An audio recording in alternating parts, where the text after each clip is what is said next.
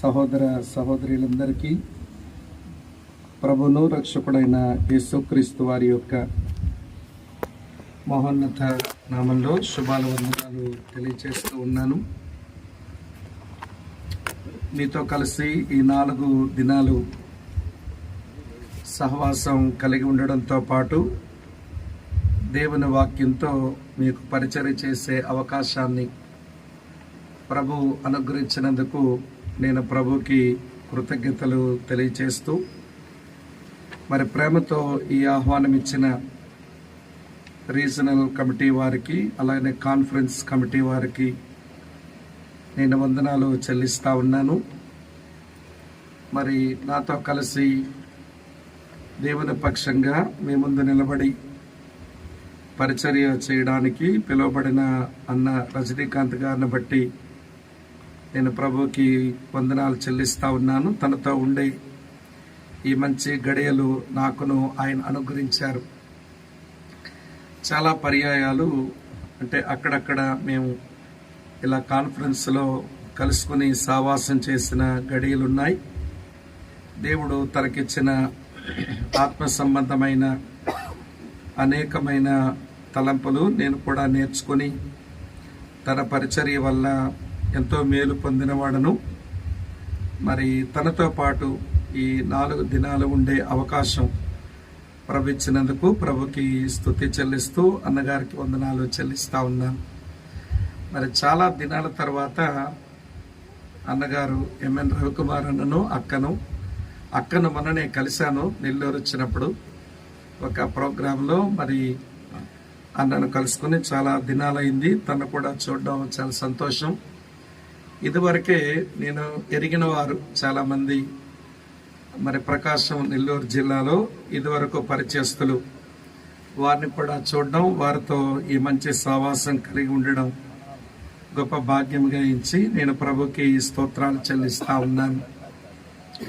మొదటిగా మీరు నన్ను మన్నించాలి. రాత్రి చాలా ఎక్కువసేపే మిమ్మల్ని ఉంచినట్టు అయింది. అయితే నేరం నాది కాదు. నా వరకు సమయం వచ్చేసరికి అంత ఆలస్యం అయింది. సరే, మరి మీకు ముందే చెప్పాను, మీరు వినలేక మీ సొరకాయ ముఖాలు పెడితే నేను తగ్గిస్తాను అని చెప్పాను. కానీ మీరు ఆసక్తిగా కనబడడం మీ నేరం. ఆ కారణం చేత నేను ఎక్కువసేపు చెప్పాల్సి వచ్చింది. నేను తర్వాత కూడా కొంతమందితో మాట్లాడితే వారు కలిగిన ఆనందాన్ని, ప్రభు వారిని కలుసుకున్న విధానాన్ని వారు పంచుకున్నప్పుడు ప్రభుకి స్తోత్రాలు చెల్లిస్తున్నాను. కానీ ఎంతైనా శరీరంతో ఉన్న వాళ్ళం కదా, మరి ఆ సంగతి మరి ఎరిగారేమో. ఈరోజు మార్నింగ్ ఫైనల్ మెసేజ్ మన ప్రెసైడ్ టైంకి ఇవ్వాలని చక్కగా టైం టు టైం నిమిషాలు కూడా లెక్క పెట్టుకొని పక్కన రాసుకుంటా బ్రదర్ చాలా చక్కగా టైంకి ఇద్దామని అనుకున్నారు. అప్పుడు నేను అనుకున్నాను రాత్రి దెబ్బ ఎంత బాగా పనిచేసిందని. చాలా సంతోషం. మరి మంచి సమయాలు ప్రభువులో ఆనందించడం, ఒక కుటుంబంగా ప్రభువుని సేవించడం ఇది గొప్ప ప్రభు మనకు అనుగ్రహించిన భాగ్యం. దాన్ని బట్టి నేను ప్రభుకి స్తోత్రాలు చెల్లిస్తూ మీకు ఇవ్వబడిన సౌనీర్లో బుక్లో 23 నెంబర్ పేజ్ అట్లా తెరిచి ఉంచండి. సమయానికే విడిచిపెడతాను. కారణం 2 గంటలకే కొంతమంది ట్రైన్ ఉందని విన్నాను. మరి మీరు కూడా ప్రయాణం చేసి చాలా దూరం పోవాలి కాబట్టి సమయానికే విడిచిపెట్టే ప్రయత్నం చేస్తాను. ఇప్పుడు కరెక్ట్గా 1 గంట అయింది. తమ్ముడేమో నాకు 1:30 వరకు ఇచ్చారు టైం. కానీ మీ మీద నాకు కనికరం ఎక్కువై నేను 1:15కే ముగిస్తాను. ఇక్కడ ఉన్నారా లేదా? ఇప్పుడన్నా కొంచెం నవ్వండి సంతోషంగా. 1:15కు ముగిస్తాను. మీరే వాచ్లు చూసుకోనక్కర్లేదు. నా డివోషన్ లేదా ఫైనల్ ఛాలెంజ్ అయ్యిందంటే 1:15 అయిందని తెలుసుకోండి. మధ్యలో ఇట్లా చూసుకునే పని చేశారనుకోండి, నా మైండ్ ఎటో పరిగెడతా ఉంటుంది, మళ్ళీ నేరం మీద అవుతుంది. అంటే నేను ఆలస్యం అవుతానని గుర్తించుకోండి. మంచిది. మరి అందరికీ మరోసారి నిండా వందనాలు. దేవుని వాక్యం చదువుకుని చివరి మాటలు మనం విందాం. ఫిలిప్పీలకు రాసిన పత్రిక 4వ అధ్యాయం మొదటి 5 వచనాలు మార్చి చదువుదాం. 4వ అధ్యాయం మొదటి 5 వచనాలు. కావున నేను అపేక్షించు నా ప్రియ సహోదరులారా, నా ఆనందమును నా కిరీటమునయున్న నా ప్రియులారా, ఇట్లు ప్రభునందు స్థిరులై ఉండుడి.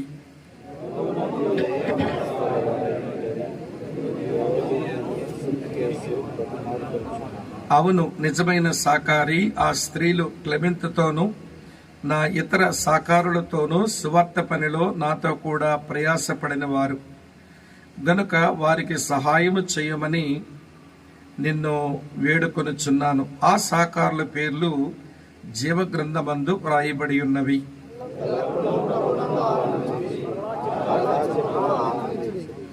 5వ వచనం అందరూ కలిసి చదువుదాం. మీ సహనమును సకల జనులకు తెలియబడనీయుడి, ప్రభు సమీపముగా ఉన్నాడు.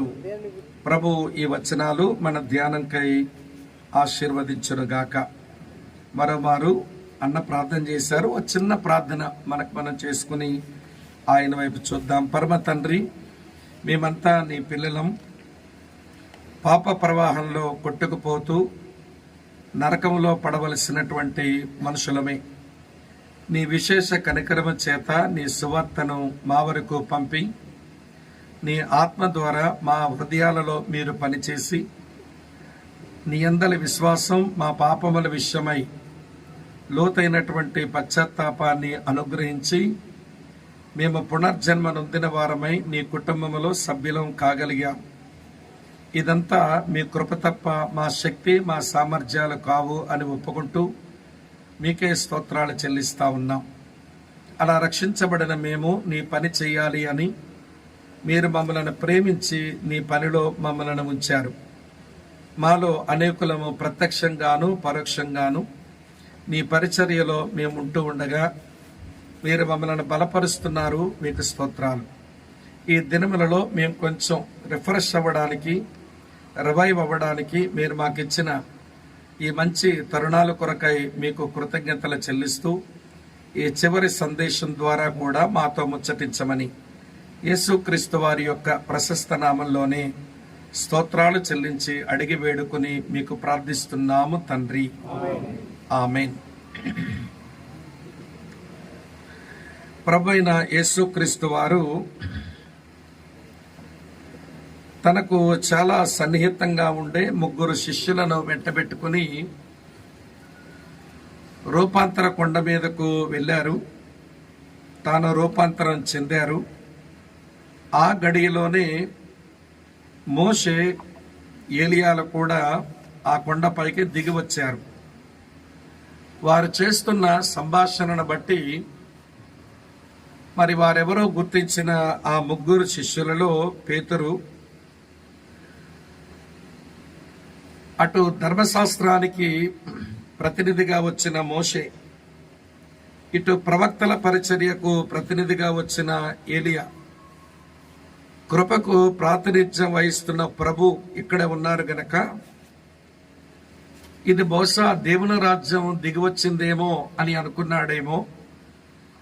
ప్రభు, మనం ఇక్కడ ఉండుట మంచిది, నీకొకటి, మోషే ఏలియాలకు చెరొకటి, మేము 3 పర్ణశాలలు మేము కడతాము, మీ 3కి 3 కడితే మా 3ని మీరు తోసిపడేస్తారా, ఉంచుకుంటారులే అన్నట్టు మనం ఇక్కడ ఉండుట మంచిది అని అన్నాడు.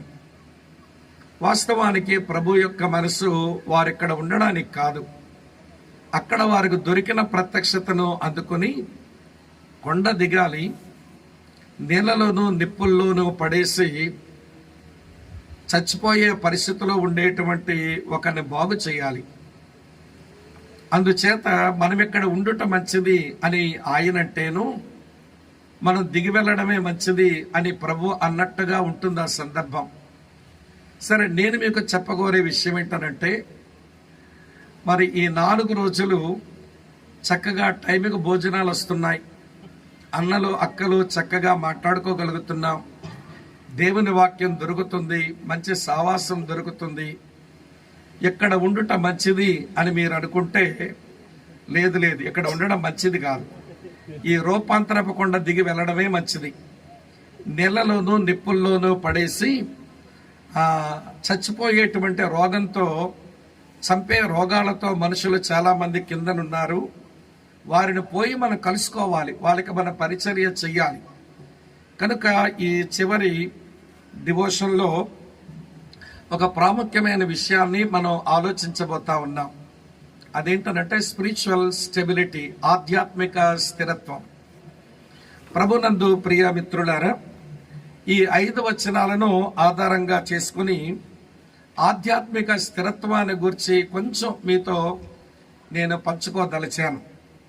సరే, వీరికి ఆత్మ సంబంధమైన స్థిరత్వాన్ని గురించి పౌలు మాట్లాడడానికి గల కారణం ఏంటనంటే, వారు ఆయనకు ప్రియమైన వారు, హిజ్ లవర్స్ అంతే.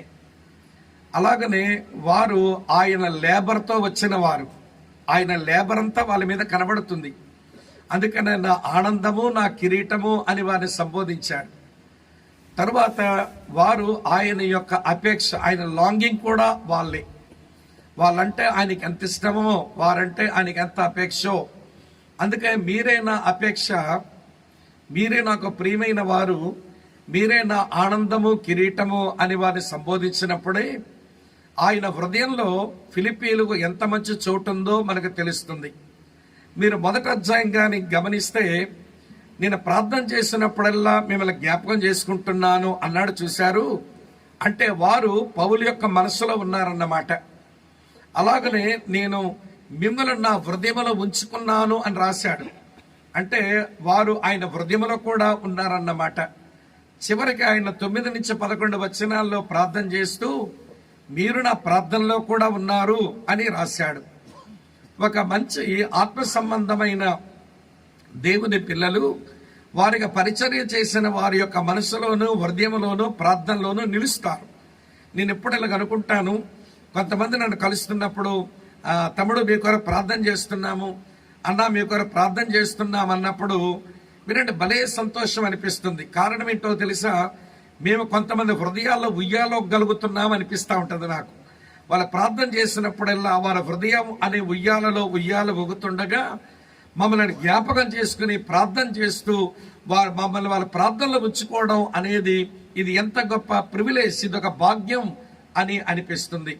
ఫిలిప్పీల యొక్క భాగ్యం ఏంటో గాని పౌలు యొక్క మనసులోను, అలాగనే హృదయంలోను, ప్రార్థనలోను నిలిచిన వారు గనక పౌలు యొక్క హృదయంలో వారు ఉయ్యాలూగుతున్నారు అనే విషయం మనం అర్థం చేసుకోగలిగితే, ఆయన ఆధ్యాత్మికంగా వీళ్ళు స్థిరులుగా ఉండాలని ఆయన కోరుకోవడంలో న్యాయం ఉంది.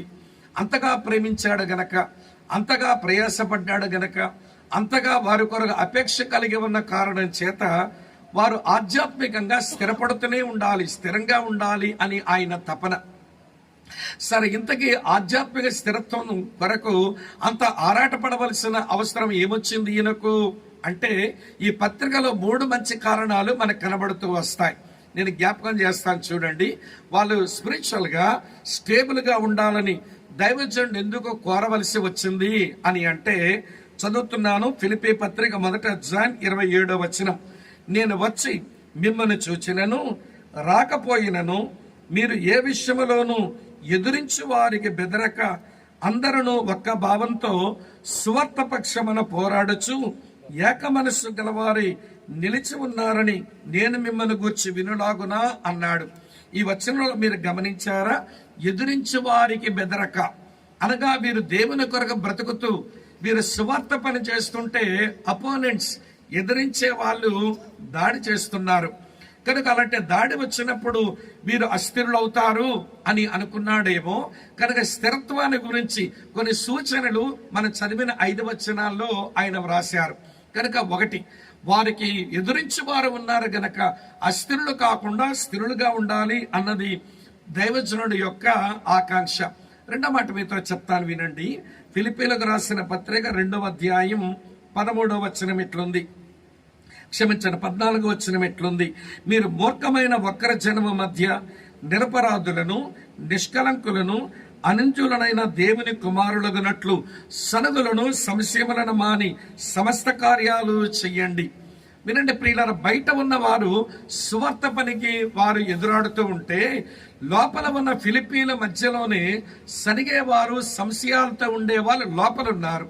ఇప్పుడు సావాసములోనే ఈ సనుగులు మాట్లాడే వాళ్ళు, ఈ సమస్యలతో ఉండే వాళ్ళు చాలా మందిని అస్థిరులుగా చేస్తారు, వీళ్ళు అస్థిరులైపోతారు. అందుచేతని మీరు ఆధ్యాత్మిక స్థిరత్వం కలిగి ఉండాలని దైవజనుడు రాయాలి అని అనిపించిందా అని నా అధ్యయనంలో నాకు అర్థమైంది. ఇది రెండో కారణం. మూడో కారణం చెప్తాను వినండి.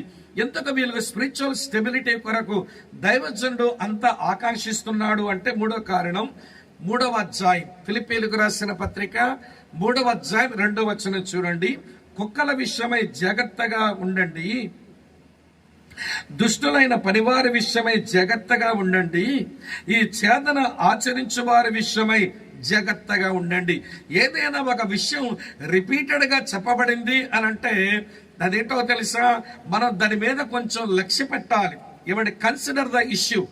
ఆ విషయాన్ని మనం కొంచెం లక్ష్య పెట్టాలి. జాగ్రత్తగా ఉండండి, జాగ్రత్తగా ఉండండి, జాగ్రత్తగా ఉండండి. ఎవరి విషయమైన జాగ్రత్త అంట? కుక్కల విషయమై అన్నాడు. ఆ కుక్కలు అంటే ఇక్కడ తిరిగే కుక్కలు కాదు, ఎవరినో ఆయన ఉద్దేశించి మాట్లాడుతున్నాడు.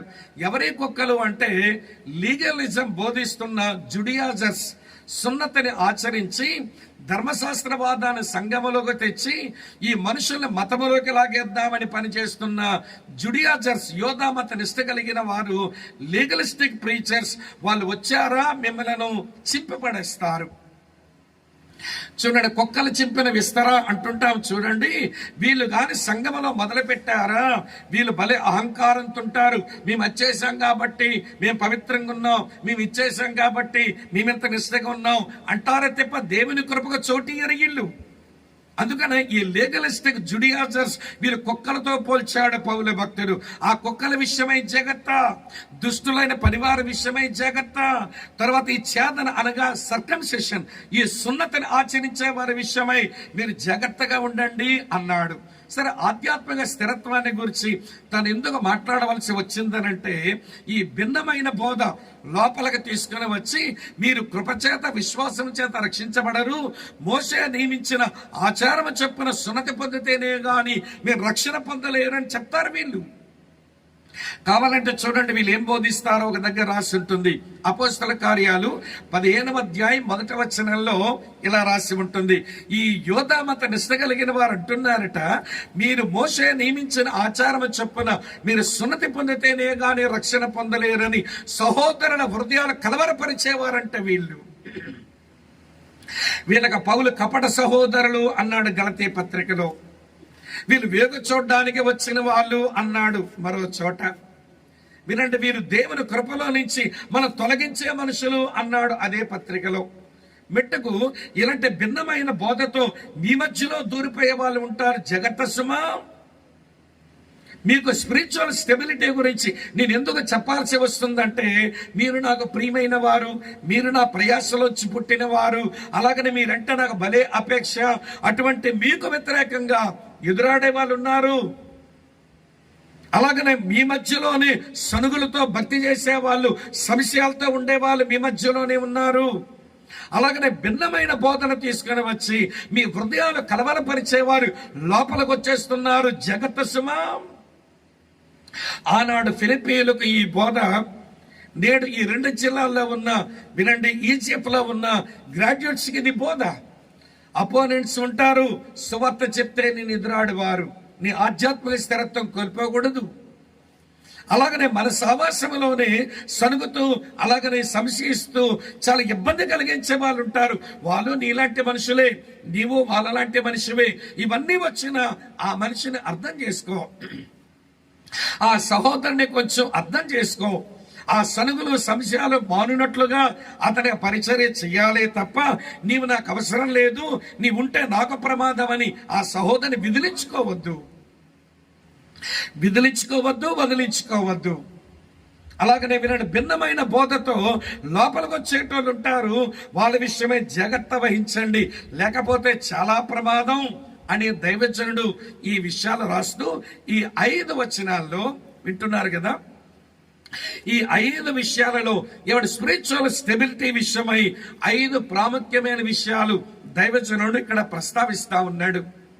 అందులో మొదటి విషయం ఏంటంటే 4వ అధ్యాయం 1వ వచనంలో లాస్ట్ లైన్ గమనించండి. ప్రభునందు ఇట్లు స్థిరులై ఉండండి. Be stable in the lord అంటే యేసుక్రీస్తుతో నువ్వు సన్నిహితమైన సంబంధం కలిగి ఉండి క్రీస్తు సారూప్యం కొరకు నువ్వు వెంపర్లాడుతూ నువ్వు ప్రభువునందు స్థిరుడుగా ఉండు. నువ్వు అప్పుడు అస్థిరుడు కాదు. మీరు అడగచ్చు, అన్న ప్రభువునందు స్థిరంగా ఉండడం అంటే ఎట్లా?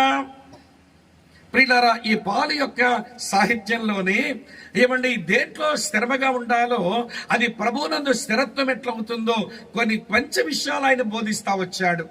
ఆయన సాహిత్యంలోంచే ప్రభువునందు స్థిరమగా ఉండడం అంటే ఏంటో అది మనం అర్థం చేసుకోవచ్చు. రండి, నేను మీకు చూపిస్తాను. కొరింథీయులకు ఎక్కడి నుంచి వాక్యాలు చూస్తా ఉండండి. కొరింథీయులకు రాసిన మొదటి పత్రిక 16వ అధ్యాయం చదువుతున్నాను చూడండి ప్రియులారా. ఇలా రాసి ఉంది 13వ వచనం. కొరింథీయులకు రాసిన మొదటి పత్రిక 16వ అధ్యాయం 13వ వచనం. మెలకువగా ఉండండి, విశ్వాసమందు నిలకడగా ఉండండి. Be stable in the faith. మీ విశ్వాసములో మీరు స్థిరులై ఉండండి, మీ విశ్వాసమందు నిలకడగా ఉండండి. అదే ఏంటో తెలుసా? ప్రభువునందు స్థిరముగా ఉండడం అంటే. అప్పుడు మీకు ఎదురాడు వారు వచ్చినా, సనిగే వాళ్ళ సంశయాలు మన మధ్యలో ఉన్నా, చివరికి దుర్బోధకులు భిన్నమైన బోధకులు లోపలికి వచ్చినా విశ్వాసమందు స్థిరులము గనక వినండి ప్రియుల, ప్రభువునందు స్థిరంగానే ఉంటాము. మీరు అడగొచ్చు, విశ్వాసమందు స్థిరంగా ఉండడం అనేది విశ్వాసం ఉంచాం కదా సరిపోతుంది కదా అనుకోకండి. ఎబ్రీ పత్రిక 3:15 భక్తుడు అంటాడు, ఆరంభమందు మీరు కనపరచని విశ్వాసం అంత మట్టు గట్టిగా చేపట్టినట్లయితే మనం క్రీస్తులో పాలివారమై ఉంటాము అన్నాడు. ఆరంభమందు నువ్వు కలిగి ఉన్న విశ్వాసం దాని అంతం మట్టు గట్టిగా చేపట్టినట్లయితేనే మన క్రీస్తులో పాలివారమై ఉంటాము అన్నాడు. ఆ పైన 3:12 అది హెబ్రీ 3:12 ఒక గట్టి వార్నింగ్ ఇలా చెప్పాడు, సహోదరులారా, జీవము గల దేవుని విడిచిపెట్టినట్టు విశ్వాసము లేని దుష్ట హృదయం మీలో ఎవనందైనా ఒకవేళ వచ్చేస్తుందేమో జగత్త అన్నాడు. ఈరోజు చాలా మందికి నమ్మ కలిగి ఉన్న విశ్వాస విషయంలో శ్రద్ధ లేక ఆ విశ్వాసాన్ని అంతకంతకు అభివృద్ధి చేసుకున్న దిశగా వాళ్ళు ప్రయాణం చేయక విశ్వాస విషయంలో భలే అలక్ష్యం ఉంటుంది కొంతమందికి. ఇది మనకు మంచిది కాదు. మన లోపలగా వచ్చిన విశ్వాసం అది డైనమిక్. మన లోపలగా వచ్చిన విశ్వాసం అది గ్రోయింగ్ ఎక్స్పీరియన్స్ ఉండేది, అది శక్తివంతమైనది, అది ఎదుగుతూ ఉండవలసిందే. అందుకే రోమాపత్రిక 1:17 పౌలు రాస్తూ అంటాడు, విశ్వాస మూలముగా చెప్పండి ఏం కలుగునట్లు? అంతకంతగో విశ్వాసము కలుగునట్లు. విశ్వాస మూలముగా అంతకంతగో విశ్వాసము కలుగునట్లు. వారి విశ్వాసం అభివృద్ధి చెందకపోతే అపోస్తలులే సిగ్గు విడిచి ఇలా అడిగేశారు ప్రభువుని. లూకాసు వార్త 17వ అధ్యాయం 5వ వచనం అంటారు, లార్డ్ ఇంక్రీజ్ అవర్ ఫెయిత్.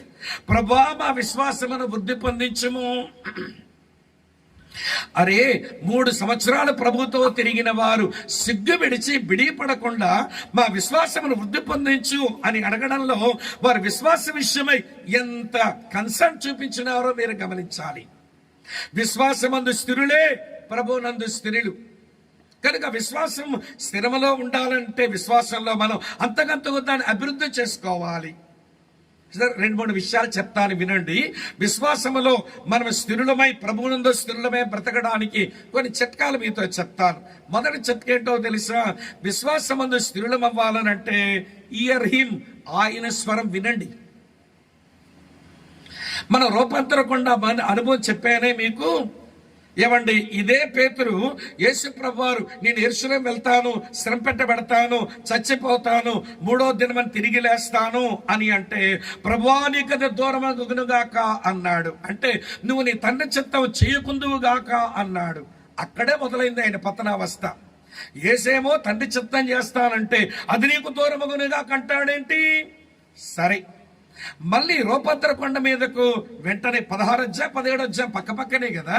17వ అధ్యాయంలో ప్రభువా 3 పర్ణశాలలు కడతాము, మీ ముగ్గురికి 3 మాకొక 3 అవుతాయి అని అడుగుతుంటే పైనుంచి ఒక మాట వినబడుతుంది, హే పేతురు ఊరికే మాట్లాడేస్తున్నావు, ముందు నా కుమారుని మాట విను.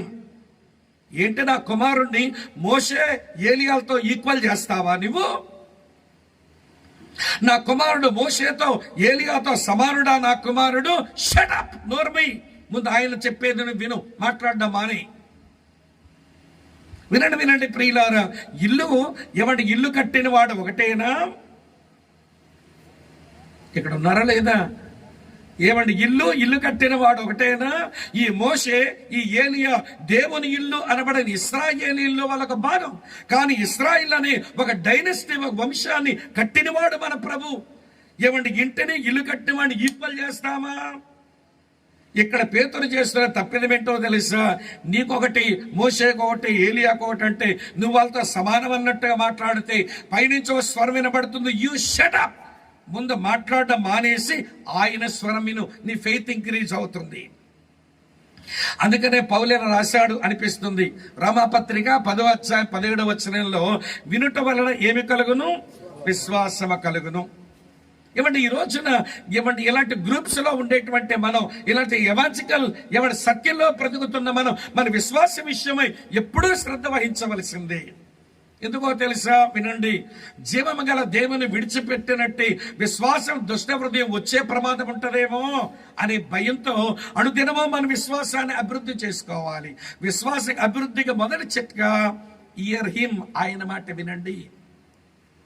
రెండో మాట ఏంటో చెప్పనా? లుక్ ఎట్ హిమ్, ఆయన వైపే చూడండి. అమ్మా వింటున్నారా? ఆయన వైపే చూస్తూ బ్రతకాలి. మీకు అర్థమయ్యేలా చెప్తాను, వినండి. ప్రభు అన్నారు, మీరు నాకంటే ముందుగా పొండి, నేను తర్వాత వస్తాను అని చెప్పి ఆయన కొండకే ప్రార్థన చేసుకుంటున్నారు. ఈ శిష్యులంతా కలిసి దోణిలో వెళ్తుంటే గాలి, తుఫాను, అలలొచ్చి దోణి కొడుతున్నాయి. ఆయనేమో ప్రార్థన చేసుకుంటున్నారు. ఆ రాత్రి 4వ జామున ఆయన నీళ్ళ మీద నడిచొస్తా ఉన్నాడు. ప్రార్థన చేసుకునేవాడు నీళ్ళ మీద నడిచొస్తున్నాడు. ప్రార్థన లేనేమో తిప్పలబడుతున్నారు ఈ దోణిలో. ప్రార్థన చేసుకునేవాడు నీళ్ళ మీద నడిచొస్తున్నాడు. ఈ ప్రార్థన లేనోలేమో తిప్పలబడుతున్నారు. నేను ఎప్పుడు అనుకుంటాను, ప్రార్థించేవారు సమస్యల మీద నడవడం వస్తుంది, ప్రార్థన లేనోళ్ళకే సమస్యలు మునిగి తేలడం బాగా వస్తుంది. ఓ చిన్న ఆధ్యాత్మిక పాఠం మనకి అది. సరే, నీళ్ళ మీద వస్తుంటే ఏమనుకుంటున్నారంట? ఏం చెప్పరే? అలాగయ్యారా కొంపదీసి? బోతం అనుకుంటున్నారట. నీళ్ళ మీద నడిచొస్తే బోతం. ఇది మనుషులకు మాయిదారు రోగమే. మంచిని చూస్తాం, చెడు అనుకుంటాం, చెడుని చూస్తాం, మంచి అనుకుంటాం, కీడుని చూస్తాం, మేలు అనుకుంటాం, మేలుని చూస్తాం, కీడు అనుకుంటాం, వెలుగును చూస్తాం, చీకటి అనుకుంటాం, చీకటిని చూస్తాం, వెలుగు అనుకుంటాం. ఇది నా ఫిలాసఫీ కాదు, నా థియాలజీ కాదు. యెషయా ఎప్పుడో అన్నాడు ఈ మాట. యెషయా గ్రంథం 5వ అధ్యాయం 20వ వచనంలో. సరే, యెషయా వేదాంతం పక్కన పెట్టండి, స్వామి వేదాంతం వినండి. ఇప్పుడు మీరు మనం ఎట్లా అంటామో తెలుసా? తాడును చూస్తాం, పాము అనుకుంటాం, పామును చూస్తాం, తాడు అనుకుంటాం. బైబిల్ ఎక్కడుందని అరకండి, ఇది నా వేదాంతం చెప్పానుగా. తర్వాత దేవుణ్ణి చూస్తాం, దెయ్యం అంటాం, దెయ్యాలను చూస్తాం, దేవుళ్ళు అంటాం. ఇదే కదా మనుషుల నైజం. వెంటనే వాళ్ళు భూతం అనుకుంటే ప్రభు అంటున్నాడు, ధైర్యం తెచ్చుకునడి, నేనే భయపడకుడి అన్నాడు కదా. అనగానే అందులో బొబ్బులోడు ఒకడు ఉన్నాడు. బొబ్బులోడు అంటే మీకు తెలియదేమో, విజయనగరం జిల్లా బొబ్బులోని గాబరా పడే మనుషులు అంటారు. ఎవరైనా గాబరా పడుతూ ఒరే బొబ్బులోడులో గాబరైపోతున్నాం ఇంటర్ అంటారు మా వైపు. బొబ్బుల్లో వాళ్ళు గాబరా పడే ఓడిపోయారు విజయనగరం రాజుల దగ్గర. వీళ్ళ ఊరికి తొందర ఎక్కువ, అందుకే బొబ్బులోడులో గాబరా పడ్డామే అంటారన్నమాట. ఇప్పుడు యేసుప్రభు శిష్యుడు బొబ్బులోడు. ఈ పేతురు, ప్రభువా నీవే అయితే నేను నడిచి వచ్చుటకు నాకు సెలవు. నేనా మేమా చెప్పండి, నాకా మాకా చెప్పండి. అసలు మీరు ఇక్కడ ఉన్నారో నాకు అనుమానం వస్తుంది. నాకా మాకా చెప్పండి. నాకు, మాకు అనే మాట ఎంత మంచి మాట అండి. మాకంటే మొత్తం రెండ్రా బాబు అంటే ఒకటి చెయ్యి ఒకటి పట్టుకొని ఎంత చక్కగా నిలబడి నడిచుండే వాళ్ళు, ఎంతగాడు నాకు అండములోనే అసలు తంటా మొదలయ్యింది. క్రైస్తవ్యంలో నేను, నాది, నాకు సెల్ఫీ మంచిది కాదు. నేను, నాది, నాకు సెల్ఫీ ఇది మంచిది కాదు. ఈరోజు మనం నేను, నాది, నాకు ఎన్ని సెల్ఫీలు కొట్టుకుంటే ఎలుగుమట్టి మొక్కవాడు సందమం అవుతావురా నువ్వు? ఆలవైపు చూడడం లేదు, ఇటు చూసి అంటున్నాడు. ఎన్ని సెల్ఫీలు కొట్టేసుకుంటాడో, ఇలా బాగుంటాను అలా బాగుంటానని. ఏమండి సెల్ఫీ పిచ్చి మంచిది కాదే, సెల్ఫిష్ నేచర్ అనేది మంచిది కాదని. మాకు సెలవు ఇమ్మంటే ఎంత బాగుండును, నాకు అనగానే సరే ప్రభు రా అన్నాడు. ధోని మించి కాలు కింద పెట్టి అడుగులు వేస్తుంటే నేను ఊహిస్తున్నాను వెనకాలన్న 11 మంది, ఒరే పేతురన్నయ్య మన యేసయ్యలాగా నీళ్ళ మీద నడుస్తుంటే ఓరగా కూర్చున్నారంటే కొట్టండి చెప్పట్లో అంటే పడాపడా అని చప్పట్లు కొట్టుంటారు. పేతురోళ్ళకి పేతురా మజాకాల, నేను మీలంటాడు అనుకుంటున్నారు, నేను ఇప్పుడే స్పెషలే అని మరొక 2 అడుగులు వేయగానే ఒరే దేవునికి స్తోత్రం చెప్పండి, పేతురు అనే బాగా నడుస్తున్నాడంటే ప్రైజ్ ది లార్డ్, దేవునికి స్తోత్రం హల్లెలూయా నడుస్తుంటే ఏంటి మా బ్రదర్స్ తెగ చప్పట్లు కొడుతున్నారు, తెగ ఏమండి అరుస్తున్నారు. ఇంతకు నేనేనా ఇవి నీళ్ళేనా, నడుస్తున్నది నేనేనా ఇవి నీళ్ళేనా అని ఎప్పుడైతే ప్రభు మీద నుంచి దృష్టి మరల్చినాడో నీళ్ళలో మునిగిపోతూ ప్రభువా రక్షించనగా అల్ప విశ్వాసి ఎందుకు సందేహపడ్డావు అని ప్రభువు లేపారు. ఎందుకు వచ్చింది అల్ప విశ్వాసం? ప్రభు మీద నుంచి చూపులు సడలించిన కారణం చేత. సహోదరులారా సోదరులారా వినండి, మన విశ్వాసమందు స్థిరుడం అవ్వడానికి ప్రభు వైపే చూస్తూనే బ్రతుకుదాం. క్రైస్తవ భక్తి దేవుని వైపు చూడడంతోనే మొదలవుతుంది. క్రైస్తవ భక్తి ఆయన చూపుతోనే కొనసాగుతుంది. క్రైస్తవ భక్తి ఆయన చూడడంతోనే ముగిస్తబడుతుంది. నీ కళ్ళు బాగలేకపోతే నీ భక్తి బాగుండదు. ఏమన్నాడో తెలుసా? భూదిగంత నివాసులారా చెప్పండి, నా వైపు చూచి రక్షణ పొందండి అని పిలిచిన దేవుడు విశ్వాసమున కర్తయు దాన్ని కొనసాగించేవాడైన యేసు వైపే చూచుచు అని రాయబడింది కదా. చివరికి ఆయన ప్రత్యక్షమైనప్పుడు మనము ఆయనను చూతుము అని రాసి ఉంది కదా. కనుక భక్తిగా ఆరంభం దేవుని వైపు చూపే, కొనసాగింపు చూపే, ముగింపు కూడా చూపే. అందుకే చూడడం సరిగా వస్తే వింటున్నారా ప్రియులారా, మన విశ్వాసంలో వృద్ధి చెందుతాం. ఎప్పుడైతే విశ్వాసమందు స్థిరుడమో అప్పుడే ప్రభువునందు స్థిరుడం. 3వ మాట చెప్తాను వినండి. 3వ చిట్కా ఏంటంటే year him, look at him. 3వ మాట ఏంటో తెలుసా? వాక్ విత్ హిమ్, ఆయనతోనే నడవండి. మీరు బాగా ఎరుగుదురు మళ్ళీ బొబ్బులైన సంగతే. నువ్వు ఆ యేసుతో ఉన్నవాడు కావంటే ఆయన ఎవరో నేను ఎరగనని ముమ్మారిందుకు బొక్కినాడు. మీరు ఆ కాంటెక్స్ట్ అంతా మీరు చాలా జాగ్రత్తగా చదివితే యేసును వాళ్ళు ఈడ్చుకొని తీసుకుని వెళ్ళిపోతుంటే పేతురు అడుగులు దూరంగా వేశాడంట. దూరంగా నడిచాడు. దూరంగా నడిచిన వాడు కాస్త వింటున్నారా లేదా, చలిమంట వేసుకుంటే చలిమంట దగ్గర నిలబడ్డాడట. నిలబడిన వాడు కాస్త ఏమండి కొద్దిసేపటికి చలిమంట దగ్గర కూర్చున్నాడట. మీకు బాగా తెలుసుగా మొదటి కీర్తన 1వ వచనం చెప్పండి.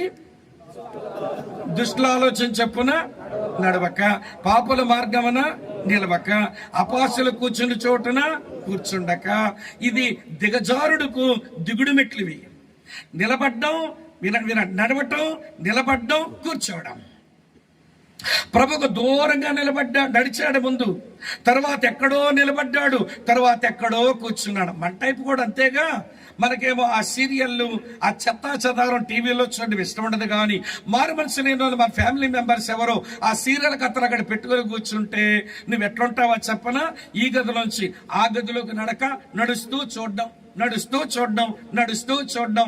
ఏదో ఆసక్తికరమైన సీన్ రాగానే నిలబడిపోవడం. నిలబడగానే మీ ఫ్యామిలీ మెంబర్ అంటే ఎంతసేపు నిలబడతావు, కూర్చో అంటే కూర్చొని మొత్తం సీరియల్ కథ చూడడం.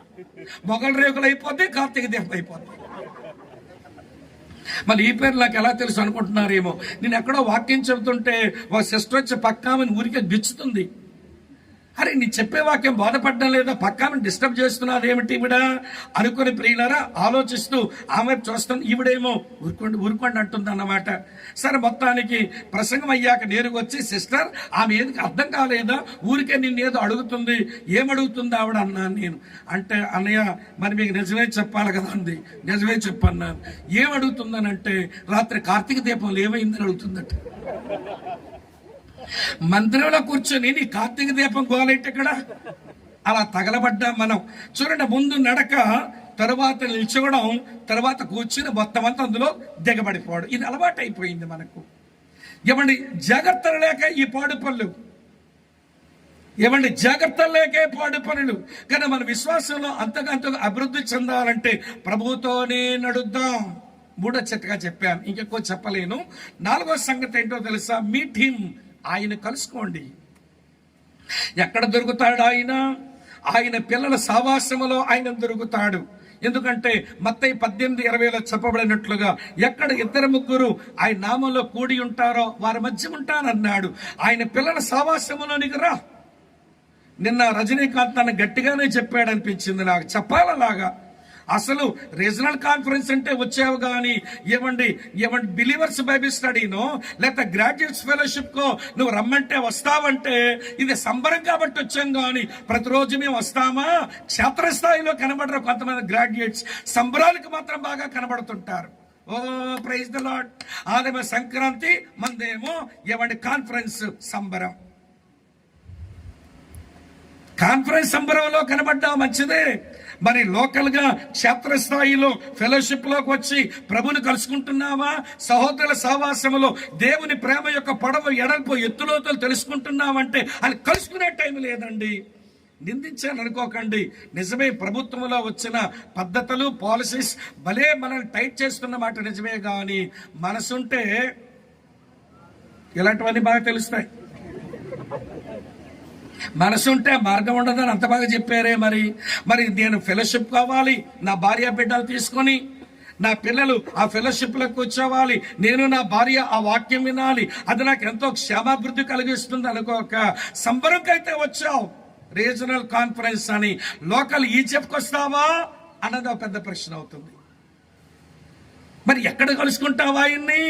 సరే, నీ క్వైట్ టైంలో ప్రభు కలుసుకుంటాడు నేను కాదని చెప్పను, నీ పర్సనల్ ప్రేయర్లో ప్రభు కలుసుకుంటాడని నేను చెప్పను, కానీ మనం కార్పొరేట్ గా కలుసుకున్నప్పుడు ఆయన ప్రత్యక్షతలు దొరుకుతాయి.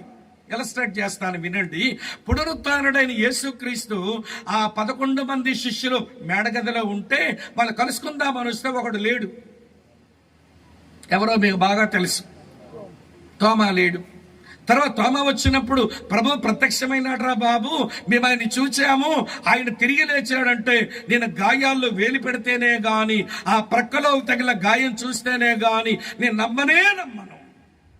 ప్రభు అన్నాడు, తోమా అవిశ్వాసివే కాక విశ్వాసవై ఉండుము. ఈ మాట ఎందుకు చెప్పాల్సి వచ్చిందంటే దేవుని పిల్లల మధ్యలో నా ప్రత్యక్షతలు, నా సాక్షాత్కారం దొరుకుతుంది, అందులో ఉండకుండా పోయావే. ఇప్పుడు అవిశ్వాసిలాగా మాట్లాడుతున్నావేంటి తోమా? నీవు అవిశ్వాసివే కాక విశ్వాసివై ఉండము. విశ్వాసమందు స్థిరులం కావాలనంటే ఈ 4 సూత్రాలు చచ్చే వరకు, ఆయన వచ్చే వరకు మనమందరం పాటించాల్సిందే. మొదటి మాట ఆయన స్వరం విందాం, రెండవ మాట ఆయన వైపే చూద్దాం, మూడవ మాట ఆయనతో కలిసి నడుద్దాం, నాలుగవ మాట వింటున్నారా లేదా ఆయన కలుసుకుందాం. ఫెలోషిప్ లో ఆయన కలుసుకుందాం. ప్రభువునందు స్థిరులు ఎవరంటే విశ్వాసమందు స్థిరులే. ఒక మాట చెప్పాను, రెండో మాట చెప్తాను వినండి ప్రియులారా, సమయం అవుతుంది గనక. రెండో మాట గలతీయులకు రాసిన పత్రిక 5వ అధ్యాయం 1వ వచనం చూడండి. గలతీయులకు రాసిన పత్రిక 5వ అధ్యాయం నేను చదువుతున్నాను. 1వ వచనం ఇలా వ్రాసి ఉంది, ఈ స్వాతంత్రమును అనుగ్రహించి క్రీస్తు మనలను స్వతంత్రులుగా చేసి ఉన్నాడు, కాబట్టి మీరు స్థిరముగా నిలిచి మన దాస్యమును కాడి క్రింద చిక్కుకొనకొడి అన్నాడు. ప్రభు అయిన ఆ దేవుడు వినండి, మన కొరకు సిలువలో మరణించి ఆయన మన స్వేచ్ఛనే తీసుకుని వచ్చాడు. యేసుక్రీస్తునందు మన స్వతంత్రులం. వినండి ప్రియులారా, యేసుక్రీస్తునందు మన ఫ్రీడమ్ కలిగినటువంటి వాళ్ళం. ఆ ఫ్రీడమ్ లోనే నిలిచి ఉండండి. మీరు మళ్ళీ దాస్యమనే కాడి కిందకు చిక్కుకోకండి. వింటున్నారా ఈ మాట? వినండి, ప్రభునందు స్థిరులంటే క్రీస్తు ద్వారా వచ్చిన స్వేచ్ఛలో స్థిరముగా ఉండేవాళ్ళు. కొంతమంది అనవసరంగా వీళ్ళు కాడి కిందకు పోతారండి. వీళ్ళు చుట్టూ కొన్ని కట్లు కట్టేసుకుంటారండి. ప్రభువు నీకు ఫ్రీడమ్ ఇస్తే కట్లు కట్టేసుకున్నావే. ఈ రోజు ఏమేమో కట్లు కనబడుతున్నాయి భారతదేశంలో. అందులోకి ఆ పెద్ద మహానుభావుడు వల్ల వచ్చిందిగా ఒక పెద్ద కట్టు. అదేంటో ఎక్కడి నుంచేమో బ్రాహ్మణులు వచ్చినారట, ఎక్కడి నుంచేమో క్షత్రియులు వచ్చారట, ఎక్కడి నుంచేమో వైశ్యులు వచ్చారట, ఎక్కడి నుంచేమో శూద్రులు వచ్చారట, కింద నుంచేమో చండాలు వచ్చారట. మా వైపు పెద్ద పనస చెట్లు ఉంటాయి. ఆ పనస చెట్లో పైనేమో చిన్న, వింటున్నారా లేదా, ద్రాక్షకాయ, దాని కిందనేమో వింటున్నారా చిన్న కొబ్బరికాయ, దాని కిందనేమో చిన్న వింటున్నారేమో గుమ్మడికాయ. ఇలాంటి కాయలు కాసిందనుకోండి, ఆ చెట్టును ఏం చెట్టు అంటే సంకరజాతి చెట్టు అనాలి. మరి ఆ ఎంతగా దేవుడు సంకరజాతోడు అంటే వీళ్ళు గొల్లిమంటుంది కానీ అసలు నీలోంచి వచ్చిన వాళ్ళు దేవుడు ఇవ్వండి. ఈ మనుషులు ఇన్ని మొక్కలు ఎందుకు అయ్యారు? దానితోనే భారతదేశం మొక్కలయ్యింది. విచారం అదే మళ్ళీ సంఘాల్లోనూ కూడా చొరబడతా ఉంది. ఇలాంటి సావాసాలను కూడా చొరబడడం చాలా బాధాకరం అనిపిస్తుంది. మా ప్రాంతంలోనే ఇలాంటి తిప్పలు కనబడుతున్నాయి. ఏమంటే ఆ కమ్యూనిటీ నుంచి వచ్చాడు కనుక ఈ కమ్యూనిటీ వాడు సహకరించినా నువ్వు యేసు రక్తములోనే కడగబడితేవా, ఆయన ఆత్మనే నువ్వు కలిగి ఉంటేవా, నీ విశ్వాసము, నీ నిరీక్షణ, నీ బాప్తిసం ఒక్కటేనా, నీకు వేరొకటా? వినండి వినండి, ఈ భారతదేశంలో సైతాను వల్ల వచ్చిన వ్యవస్థ క్యాస్టిజం అయితే అది మళ్ళీ తెచ్చి పెంచి మోసుకుని కొట్లు కట్టేసుకున్నారే.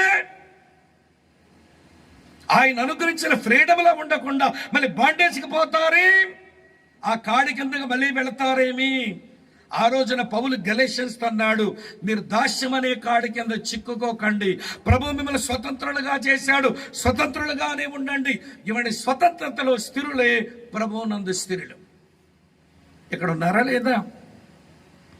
అర్థమవుతుంది అనుకుంటున్నాను. వినండి, విశ్వాసమందు స్థిరత్వం, స్వేచ్ఛయందు స్థిరత్వం. మూడో మాట చెప్తాను వినండి, ముగించేస్తాను ఆ తలంపు. 1 కొరింథీ పత్రిక 15వ అధ్యాయం ఇలా రాసి ఉంది ప్రియులు, 58వ వచనం. 1 కొరింథీ పత్రిక 15:58. కాగా నా ప్రియ సహోదరులారా, మీ ప్రయాసం ప్రభువునది వ్యర్థము కాదనెరిగి స్థిరులను కదలని వారును ప్రభు కార్యాభివృద్ధి యందు ఎప్పటికని ఆసక్తులై ఉండండి. వినండి వినండి ప్రియులారా, దేవుని పనిలో స్థిరులుగా ఉండండి, ఎప్పుడూ దేవుని పని చెయ్యండి. ఒక విషయం మీకు ఏమంటే కాన్ఫరెన్స్ లో బలి విడ్డూరం అనిపించాలి, నాకు బలి విడ్డూరం అనిపించింది. ఏమిటంటే ఈ వయసులో ప్రభు పని చెయ్యాలని దేవరాజన్న థీమ్ సాంగ్ రాసి పంపడం ఏంటి? ఈ వయసులో వినండి ప్రియులారా, అసలు ఆయన పని ఆయన చేసుకోలేని పరిస్థితులు వచ్చాయి ఈ మధ్య కాలంలో.